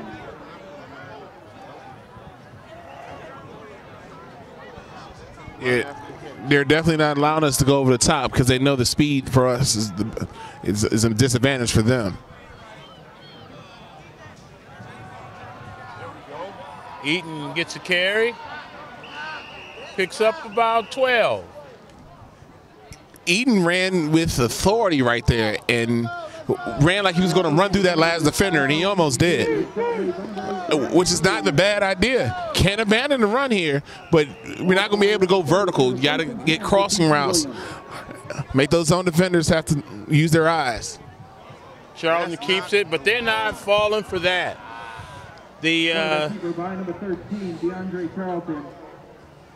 That keeper only works when the linebackers bite on the running back.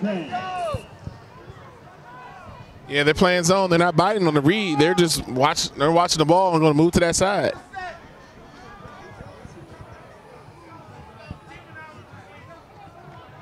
Really? Really?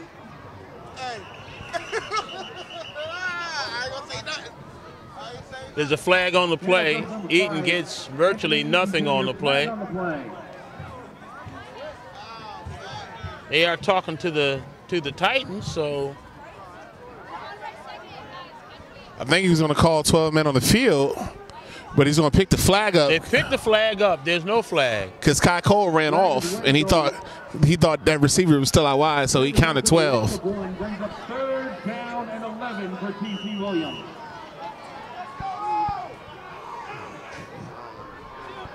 But I don't know why we're going into a power formation to run.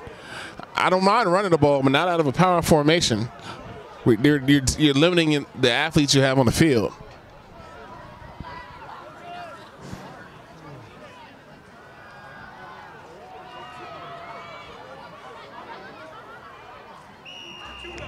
Charlton runs off the left side. Quarterback keeper by number 13, DeAndre Charlton. Picks up about 7. Be fourth and Out of bounds at the 37-yard line. Brings up 4th down and 4 for T.C. Williams. Fourth and probably the season.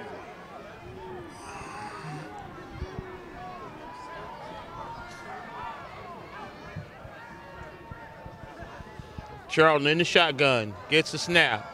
Looks over the middle.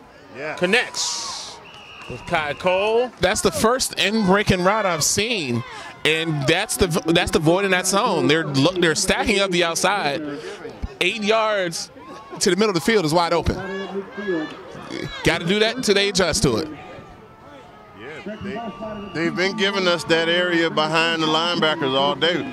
We've got to keep taking advantage of it. Absolutely. Charlton in the shotgun. Looks down the field. Again. Pump fake. That's Throws not it our way long. Out of bounds. They're keeping the safeties deep. The safeties are not coming up. They have no reason to come up. So you have to just, the middle of the field, you got to be patient. They're doing what's time control defense, making them use clock, go in the middle of the field. They're not going to give you anything over the top. They're conceding the middle of the field. You know, I think they would be happy to give up a score if it took T.C. Williams 5 minutes to get it.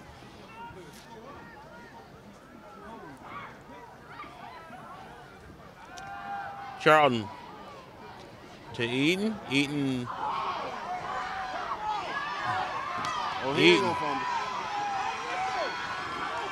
They're trying to strip it. Eaton gets 15 yards, 10 of it after the catch. And that play is effective against the zone. They drop back in their keys. You swing Eaton in the backfield, Eaton in space, as we saw. It took 5 or 6 Bruins to bring them down.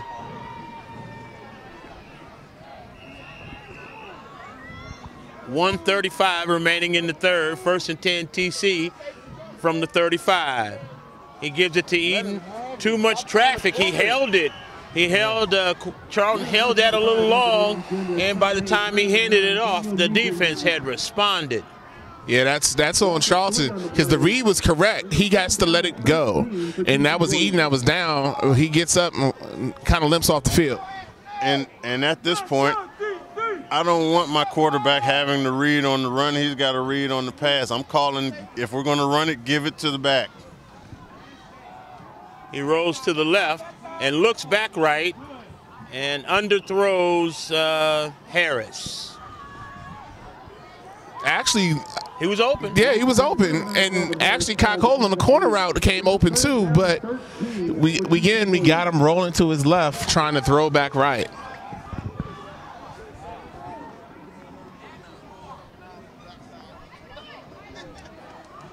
You can do one or two things. You can keep going the middle, which you should do, or overload one side and make them have to adjust the zone. Right.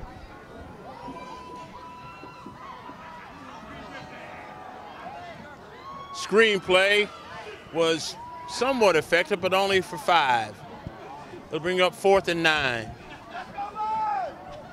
4th and 8. Pass complete to number 28, Ramon Williams. Stop make on number 9, Daniel Niegenhouse.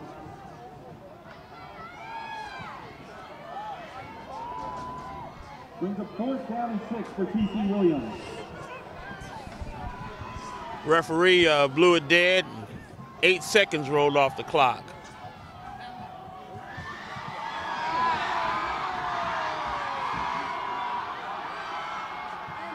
Charlton is intercepted, and they go all the way back for a touchdown. Intercepted by number 4, Tyler Matheny.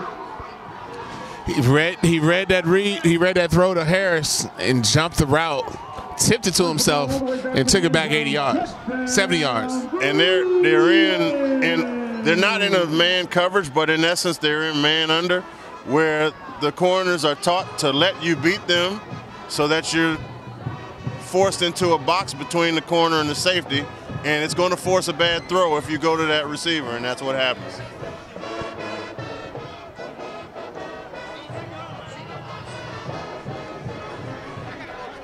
.31 for the Bruins. They attempt the extra point. It's good. 32-0. 8 seconds to go in the third quarter. One after attempt is good with 8 seconds to go in the third quarter. The score is the Lake Braddock Bruins 32, the T.C. Williams Titans 0.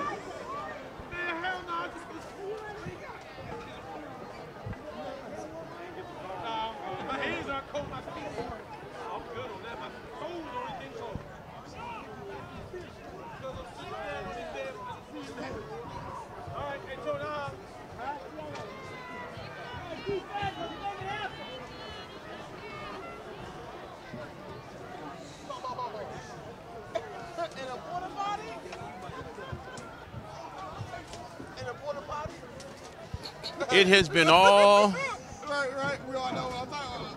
It has been all Lake Braddock today, and This is as bad as I've seen him play. I mean, we've lost some games. The biggest loss of the season was Patriot, but Patriot, they did some good things in there. They just did them a little too late, spreading the ball out, throwing the ball. Yeah, they just haven't been able to get on track here, offensively. When you get the ball first and you go 3 and out, and you let them get in, they get a trick play and they score. They felt like they were double against the A-ball, and it just snowballed from there. Because it took to the second quarter to get a first down. It's not the offense we've seen all season, because no one has really shut our offense down. Not at all. But it's just the faithful few now. The band is gone. The cheerleaders have huddled. The alumni are holding on. Holding strong. Fighting Titans aren't fighting anymore. They're just watching. Apparently, we play a climate-controlled offense, and we wandered into the area of Lambeau Field.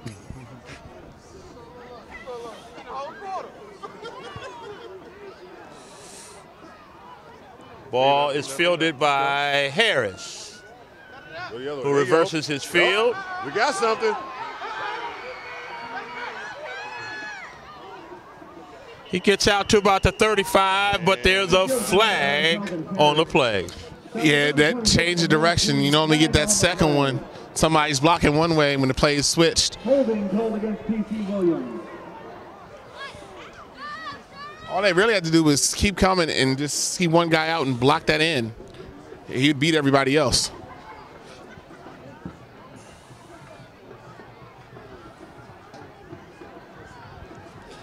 That's the end of the third quarter. First round of the playoffs. It's been all Lake Braddock today. We go into the beginning of the first quarter. It'll be 1st and 10 TC, but they are down 32-0. By far the largest margin of deficit that they've had all season.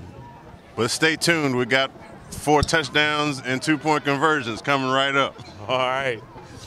That's all it takes. 4 touchdowns and 4 2-point conversions would do it. It would tie the game.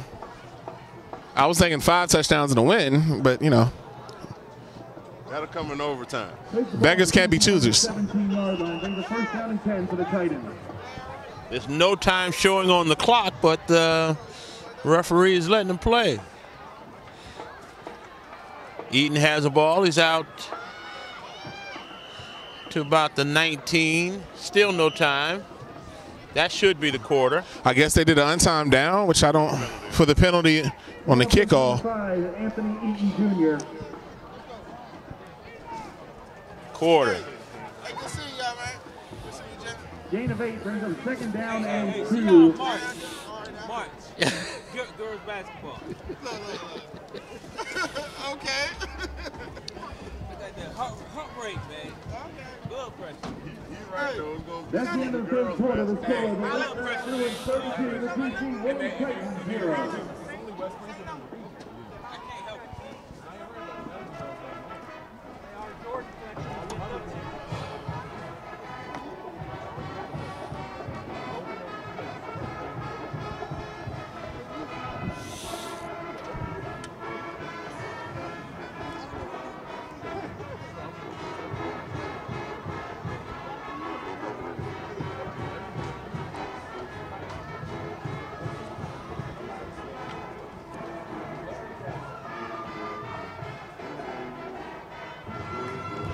When play resumes, it'll be 2nd and 2. TC from the 24-yard line.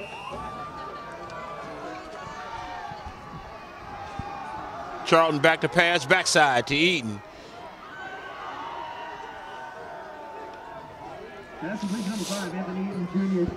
It's a good play call, just took too long. I would have really appreciated seeing some of this kind of wide open action early in the game. It would have put some pressure on Lake Braddock. Lake Braddock has not been pressured this entire game. And he's actually got some younger guys out there for the Bruins on defense. Your size works when you're bigger. And it works in the second half after I made you run around. Exactly. Once you chase me side to side for 2 quarters, 2.5 quarters, now I want to run at you. And then you sucking in wind, that's a little harder to take. Charlton back to pass, looks over the middle, short pass behind him, but he catches it.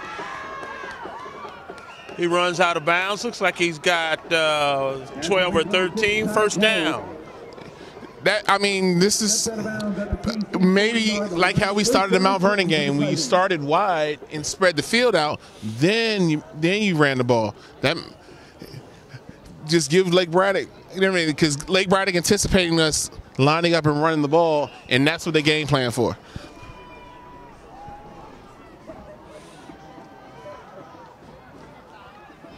Charlton takes off, he gets a lane. What's the flag for? There was a flag, but I think it's holding on the defense. The defender was holding Kai Cole come across the middle.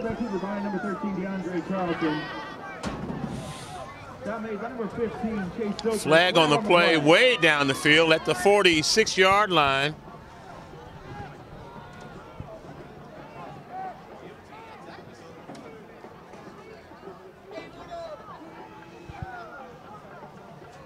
Referees have been very deliberate on calling what the flag is. And this is not deliberate weather. It's almost as if the flag falls from the sky and they come together to figure out what the call was.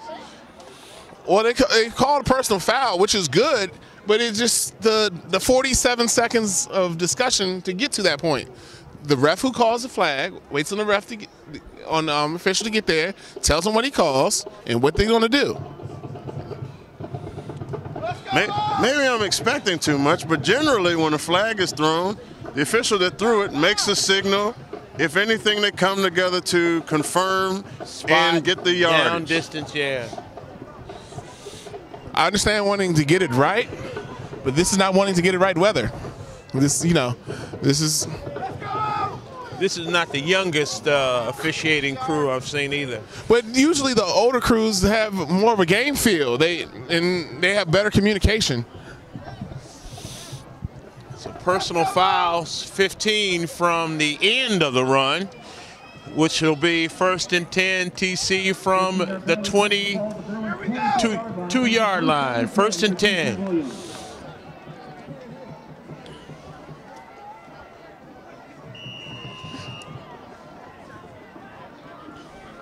They got 2 deep safeties. Throw it over the middle. Charlton in the shotgun, looking, throwing it long. There you go. Why are you falling down? Go up and get the ball. That Pass was is incomplete. That was a longer beam sun there. That was the right route. He's got to go get the ball, high point the ball. Instead of letting it drop into you like a punt returner, you got to go high point the ball. Brings up 2nd and 10 for TC Williams. Let's go, Trey! Turn it up the field! There we go. Short pass. Couldn't see who that's to. Pickup of about. That's Longerbeam again. Robert Longerbeam. Who got injured in the first game of the season and came back a couple weeks ago. Gain of 7 brings up 3rd down and 3 for TC Williams.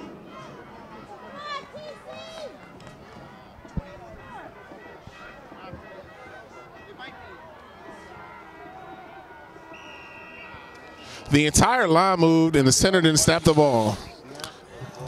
So that kind of gives you a sign of who that penalty was on. Flag on the play. False start called against TC Williams. That'll make it 3rd and 8. It's 2 down territory anyway, so. Yeah, most definitely.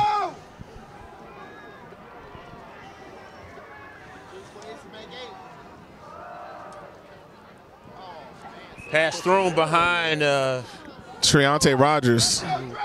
He was open. The slant route was open. Charlton's got to push that ball there. He's got to get it there. Brings up 4th down and 8 for TC Williams. Let's go! Ball needs to go to Kai Cole or Kelvin Harris or Saki.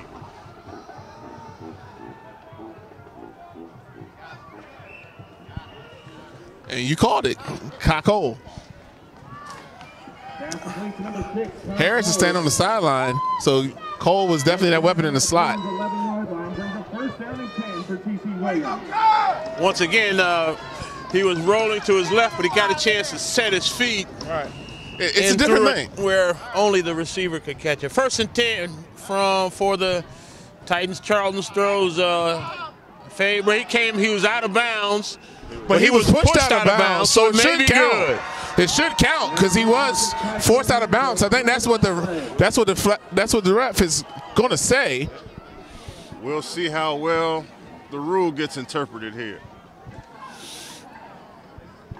Pushed out, he should be able to come back in.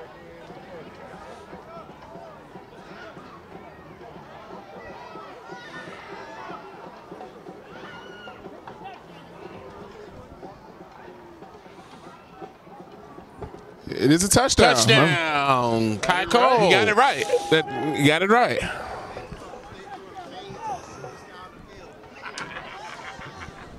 That is kind of Redskins-esque there, but that play call, they do the fade to Kai Cole, who stands all of 5'6". It was more of a wide wheel. It was same difference, but he was pushed out of bounds. Way to get back in and catch the ball.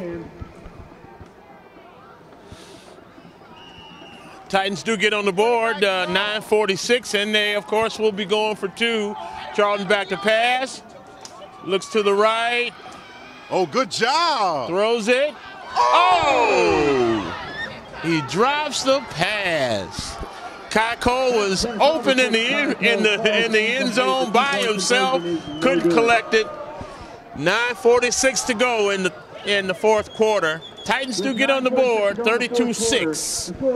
Sadly, that play has happened for the Titans a lot this season. West Potomac, Robinson, Mount Vernon, where players have dropped open touchdowns. Kai Cole did a great job to keep himself alive, stayed open, showed his number to the quarterback, got the ball, didn't catch it. Totally, we should be probably expecting an onside kick here. I would presume. He's got the 15-yard penalty for defensive pass interference will be enforced on the kickoff. No, why would I try it again? TC will kick off from the Bruins 45-yard line. on the touchdown. We should have the choice to take it on the extra point or the touchdown. If I need to, I'm going to put the ball on the 1 yard line. That was a bad decision. I can see both sides. You can do Charlton sneak for 2.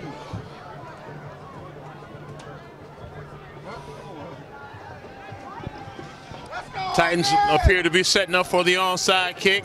Lake Braddock has 8 men, 9 men within 15 yards of the ball. Here it comes. They kick it, and it doesn't go 10. That'll be a penalty. They'll get it right there where it went out of bounds. It wasn't a bad kick. It had a good bounce. It just hooked a little left at the sideline. A yard or two further, that's right on that line. Titans had a chance. It's not a bad onside kick for the first one done all season. Flag on the play.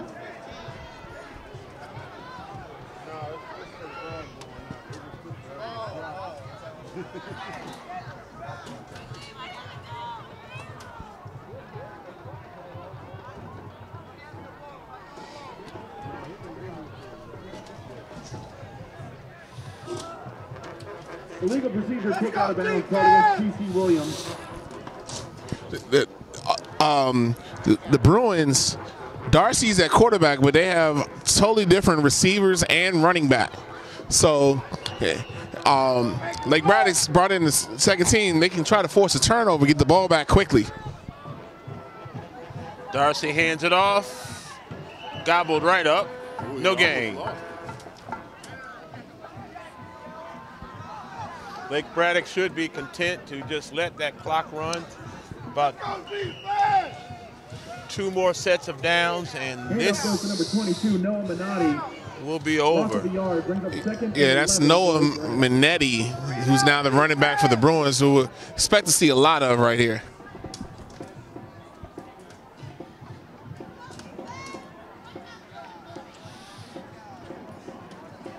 Darcy in the shotgun. They hand it off. It's gobbled up immediately. Loss of about 3 or 4.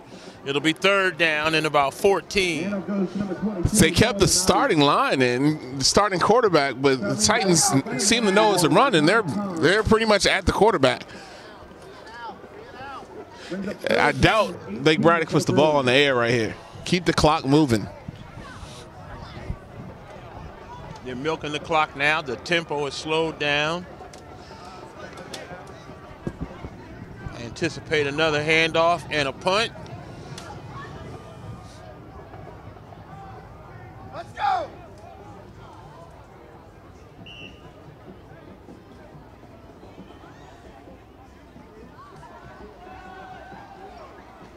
Take the ball.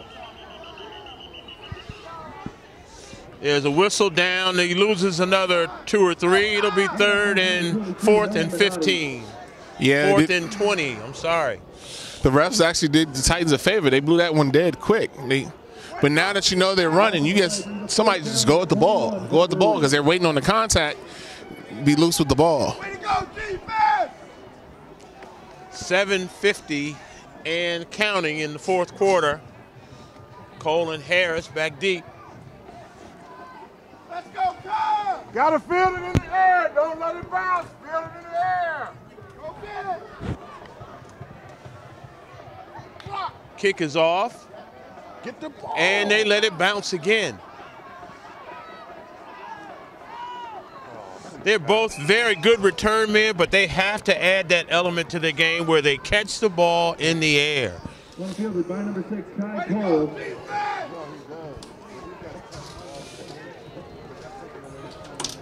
Way to go, defense! It'll be 1st and 10 TC from the 46-yard line. 46-yard line brings up 1st down and 10 for the Titans.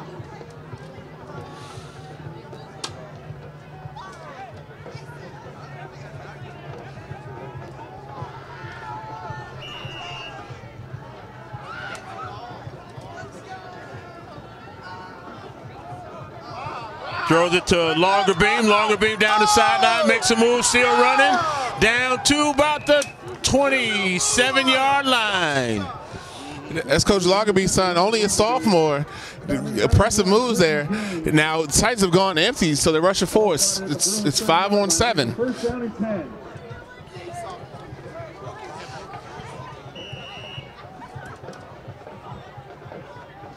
Throw it to him again. Breaks another tackle up and down the sideline. They're doing what we're doing, what the Bruins did to us for 3 quarters. That slot receiver is uncovered. They're popping him the ball. It makes one block, and he's 10 yards first down every time.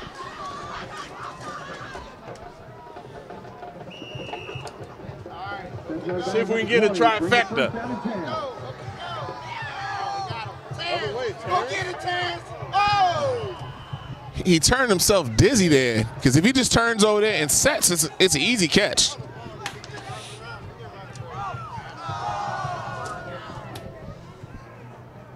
That's the number 25, Terrence Stockey. Ball's incomplete. Brings up second down and 10 for the Titans.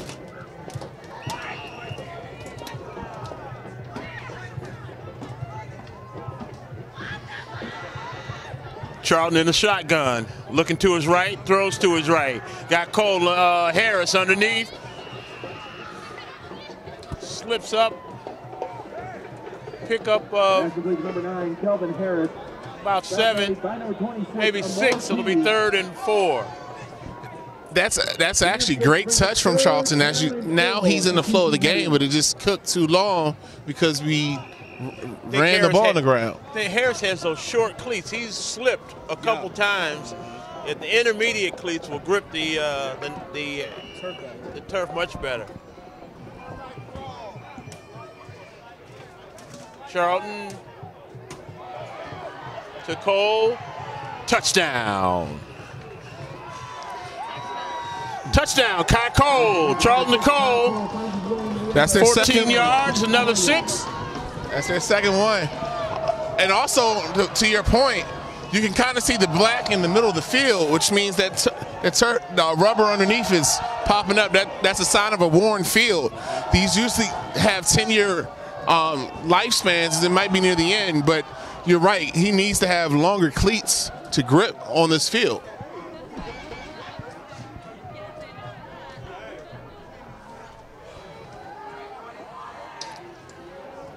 Titans get it within 3 scores and a little more respectable.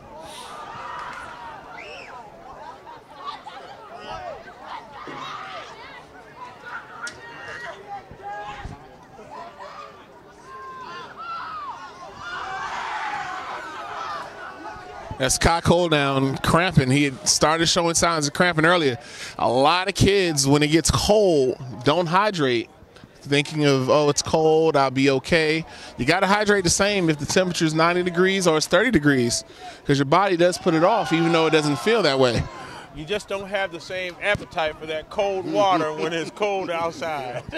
Don't have to be cold. That's the time you drink the room temperature Gatorade and eat the bananas. You got to do what you got to do.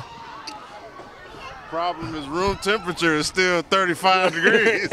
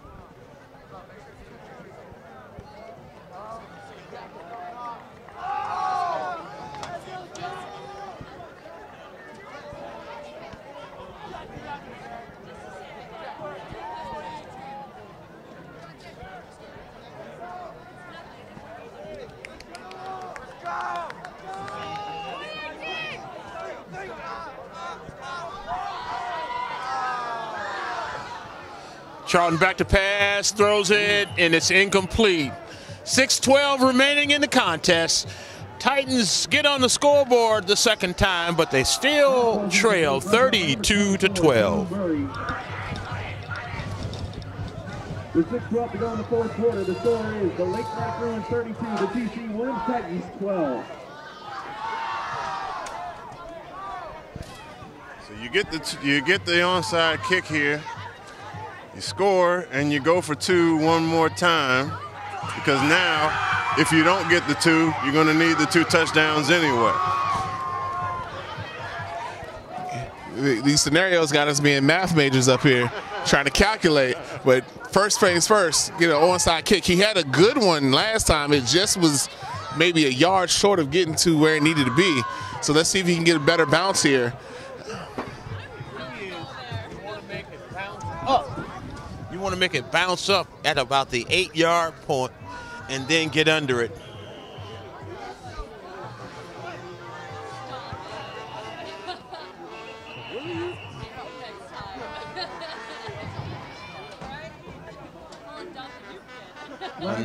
Flag on the play.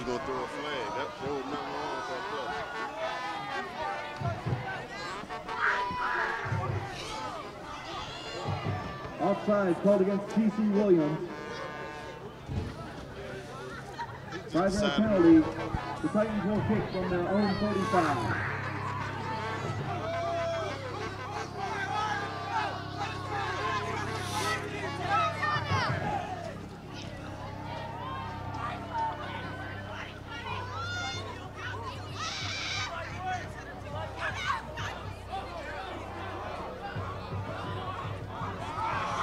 Line up again. It's still in the onside kick formation. It's another flag.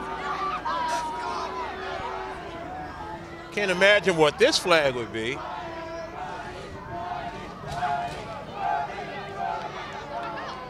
Another discussion.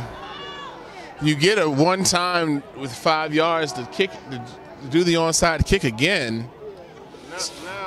Now they just appear to be messing with the coaching staff. Clearly, they're lined up. Unsportsmanlike against the Titans. Yep. Unsportsmanlike conduct called against TC Williams.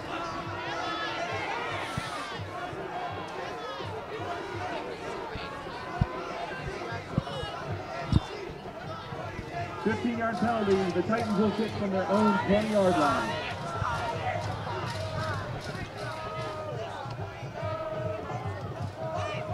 Ladies and gentlemen, Chick-fil-A sandwiches are now only $3 at the concession stand.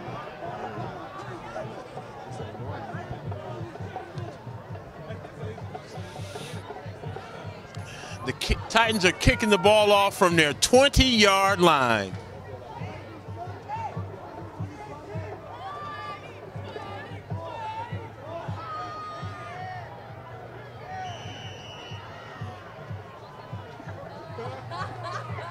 Mr. Flag didn't raise his hand, and we were waiting on him.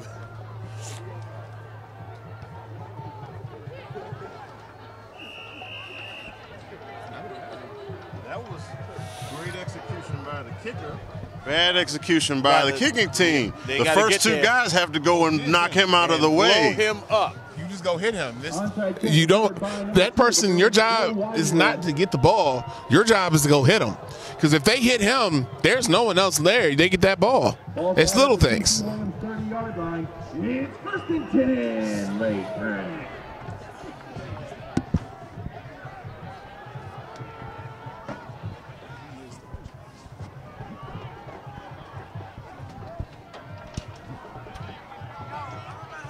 Straight handoff, nowhere. Oh, he breaks a tackle and picks up 3.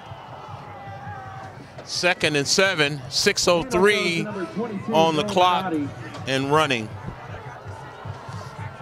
Got made run number 24, Javon Burgess. Gain of 4 brings up 2nd and 6 for the Bruins. In other action around the region, Hilton has eliminated Hayfield 47-13. Woodbridge is up 27-0 over Mount Vernon. It's a final.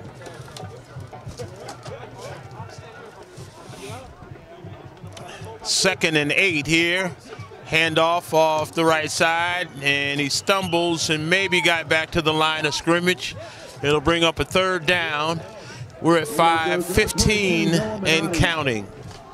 If the Titans get defeated today, that's district. The reformed Guston district would all be eliminated tonight in the 6C region playoffs.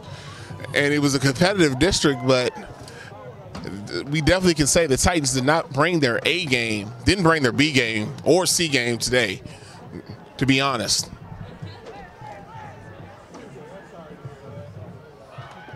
Handoff again, pickup of almost nothing. It maybe lost a couple. This is, severe change in the weather. You have to think about how much did this weather have to do with it. This is clearly not the Titans' best performance and most unusual, probably safe to say their worst performance in the last month. Clearly. I'll say the season, because like I said, the Patriot loss, they found out what worked. They just found out what worked a little too late. They were outclassed for 3 quarters here.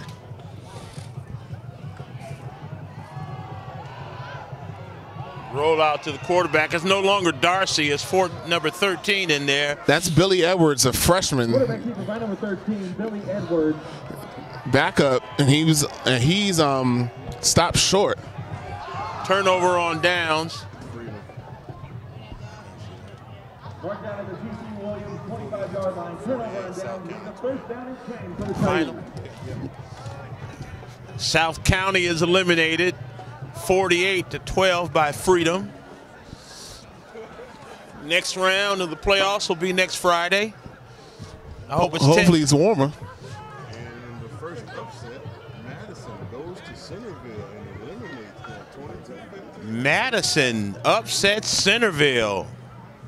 That's a rematch upset, because Centerville went to Madison and beat them last week, and K had to flip that game back. Coaches don't like that back-to-back. Charlton's pass is complete. Picks up 10, 15, 25 yards. I don't know who that was to. That was Kelvin Harris there. Kelvin Harris. Clock stops on the completion. 3:50 to go. Titans still fighting. 24, Joe Murray, ball spotted at the TC Williams 45. Brings a first down and 10 to the Titans. Charlton throws it long, and it is complete. But it's going to come back. There's completion number 25. Karasaki, flag on the play. There's 2 flags in the play, actually. There's one about the 38-yard line here, and then there's the one in the backfield. Long completion. Let's see what the courthouse has to say. I'm about to say, you're never going to get a talk show deliberation about what's going to be called here. So that one down in the backfield looks like defensive pass interference, a holding on Saki. It looked like the tackle had pancaked the end, so that could have been holding. We're not sure, but they're having a timely discussion about it. Nonetheless, we get to be spectators for water cooler conversation of the officials. One signal against Lake Braddock. Lake Braddock. It looks like the play will stand. That long catch was saying, and there's Saki, who's been a vertical threat all season. And with Lake Braddock putting in the second string, it's a good time to go to it. And a game that looked like it was pretty much over 4 minutes ago is starting to get interesting. Not a lot of time left, but a lot can happen in 3.5 minutes. Let's go, Anthony!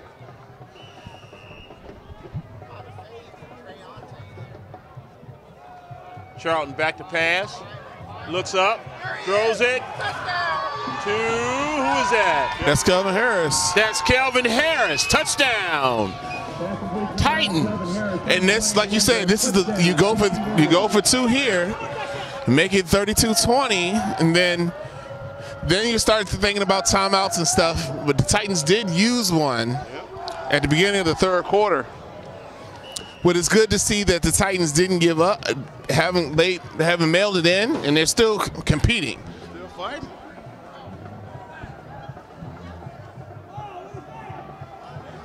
Run. Good throw, good catch. Out of the back of the end zone. Incomplete. He may have been able to run that in. Right. It looked like he had his thing if he just went for that pylon. The score is the Lake Braddock Bruins 32, the TC Williams Titans 18. 32-18 is much more respectable. Yeah, I think we got another score in us, at least one more. If this get an onside kick and then it gets interesting. This is where it gets dangerous to be the team playing with this lead who's mailed it in, and your actual ball players have not touched the field for 15 minutes because a freak with them in the shotgun, a freak accident turnover. Now you need kids who have been celebrating and looking the next week to refocus and play again. And on top of that, the weather. You sit over there, you freeze up, you get tight because you're sitting over there. But they brought the top players back out for this hand saying, go blow up the first person, let somebody else recover the ball. Put a hat on him. Get him.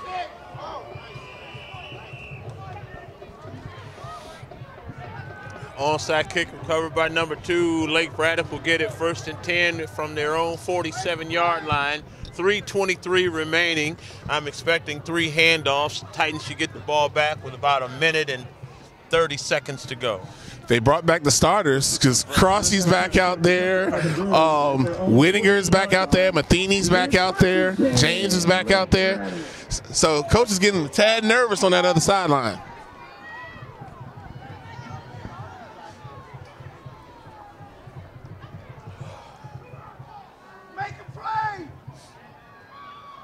Good play, good tackle. Take the ball. Pick up that jet pass out there. Pick up of about 6. Again, back to the offense now. They actually throwing the ball. That's risky. It's a little risky. One bad throw, one tip could be a pick 6. And incompletion, stop the clock. Now they're playing for 2 first downs. 2 first downs, and this ball game is over. And the Titans haven't been able to stop that play. We're in man now. That's what you want. Yep. Now you burn a timeout. Now there's pressure on the offense. Not sure why we haven't called a timeout. There's the defense. They should have been running against that set all day. You match them athlete for athlete. Make them outrun us. If they can complete us over the top, then we'll concede that. He's going to hold the timeout to make them punt the ball, which is the right call. If you don't burn it immediately, you got to let it go. You got to let it go. Yeah. You got to burn it. You got to call it after this play, though. Just got to get the one stop. Too much cushion. Oh, yeah. And now they've stopped the clock for us.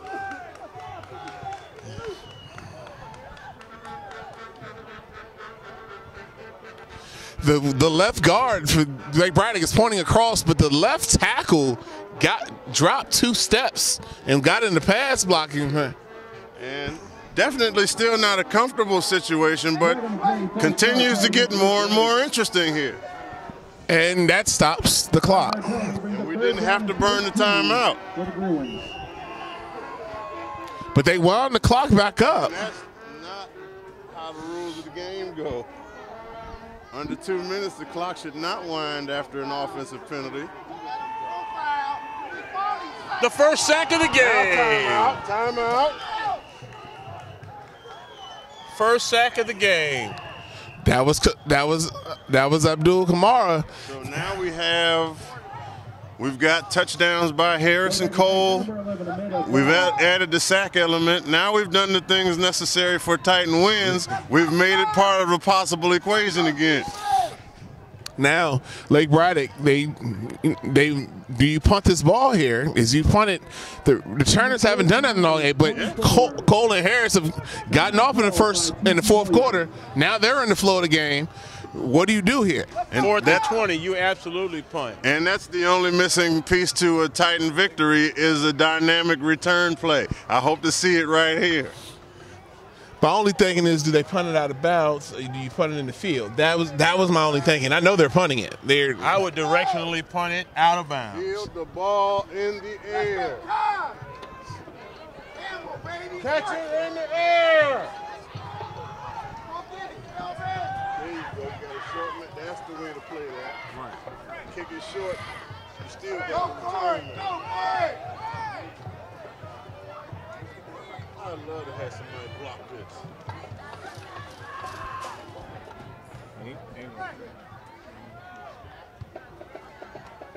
Go get the ball.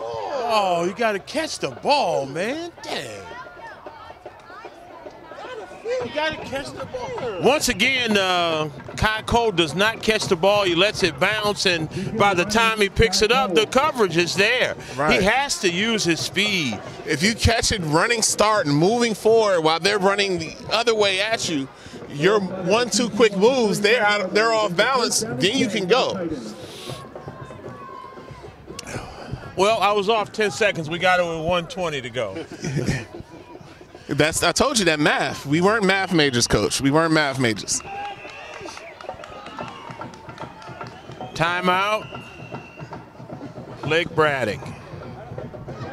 Coaching staff across the field has definitely grown very nervous at this point, as we've had 3 consecutive possessions with scores, and now he needs kids that, as we mentioned, haven't played for about 35 minutes to be able to get a stop.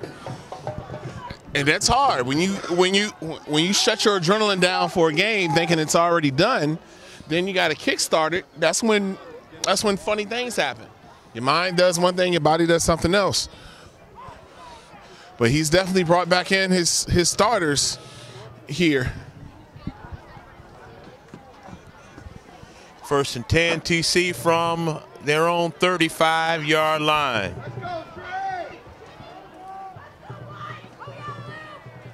Charlton back to pass.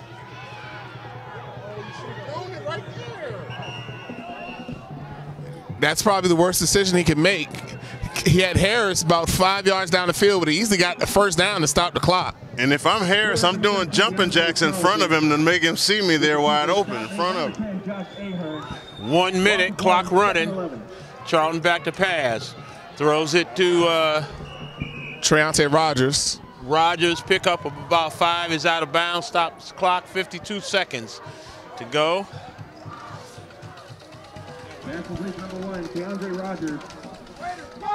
Gentlemen, it's been a great year. Titans will end up 8-4. 7-4. 7-4. Good year for the Titans. Second year, well, we got some bonus ball, I call, being in the playoffs. Charlton's pass is incomplete, gets us down to 47 seconds, and 4th down. Definitely, the Titans made the playoffs last year for the first time in a few years, and then this year in the new format, it was only 8 teams making it. Titans did it again, so the consistency's there. Now the next step is to go deep in the playoffs.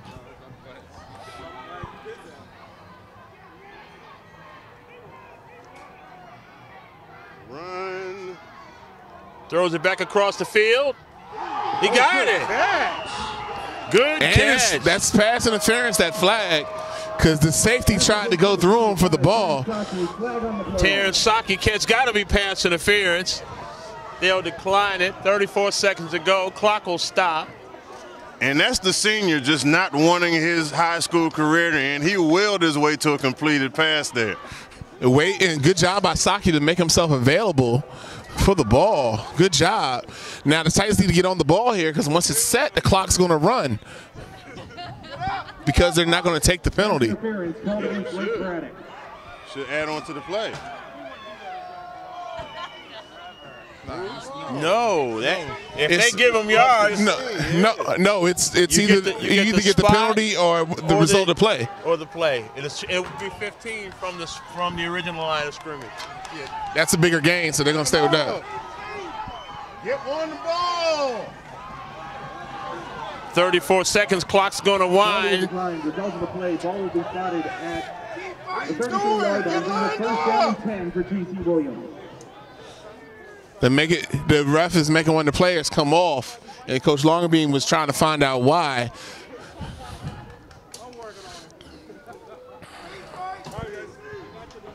Yep. 34 seconds to go. Titans get the ball 1st and 10 on the 33-yard line. 34 seconds left. Titans still fighting. All right, family. All right. Hang tight. You might miss something special. Charlton back to pass. Deep. Got to go up and get it. We ain't going nowhere. That was the right throw. Whoever's got to go get it. Or that was the one that's got to have a little bit more zip. You got to try to get that at its highest point. It's not going to fall down.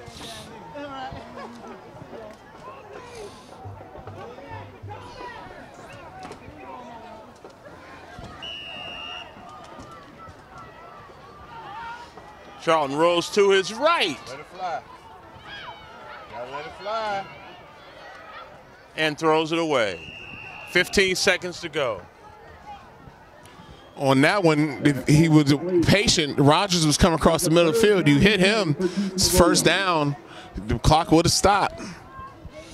Now you got to go to the end zone or to the sidelines because you can't stop the clock. Well, the Titans do actually have one timeout remaining, but you got to get in the end zone quickly because you got an onside kick and get the ball back.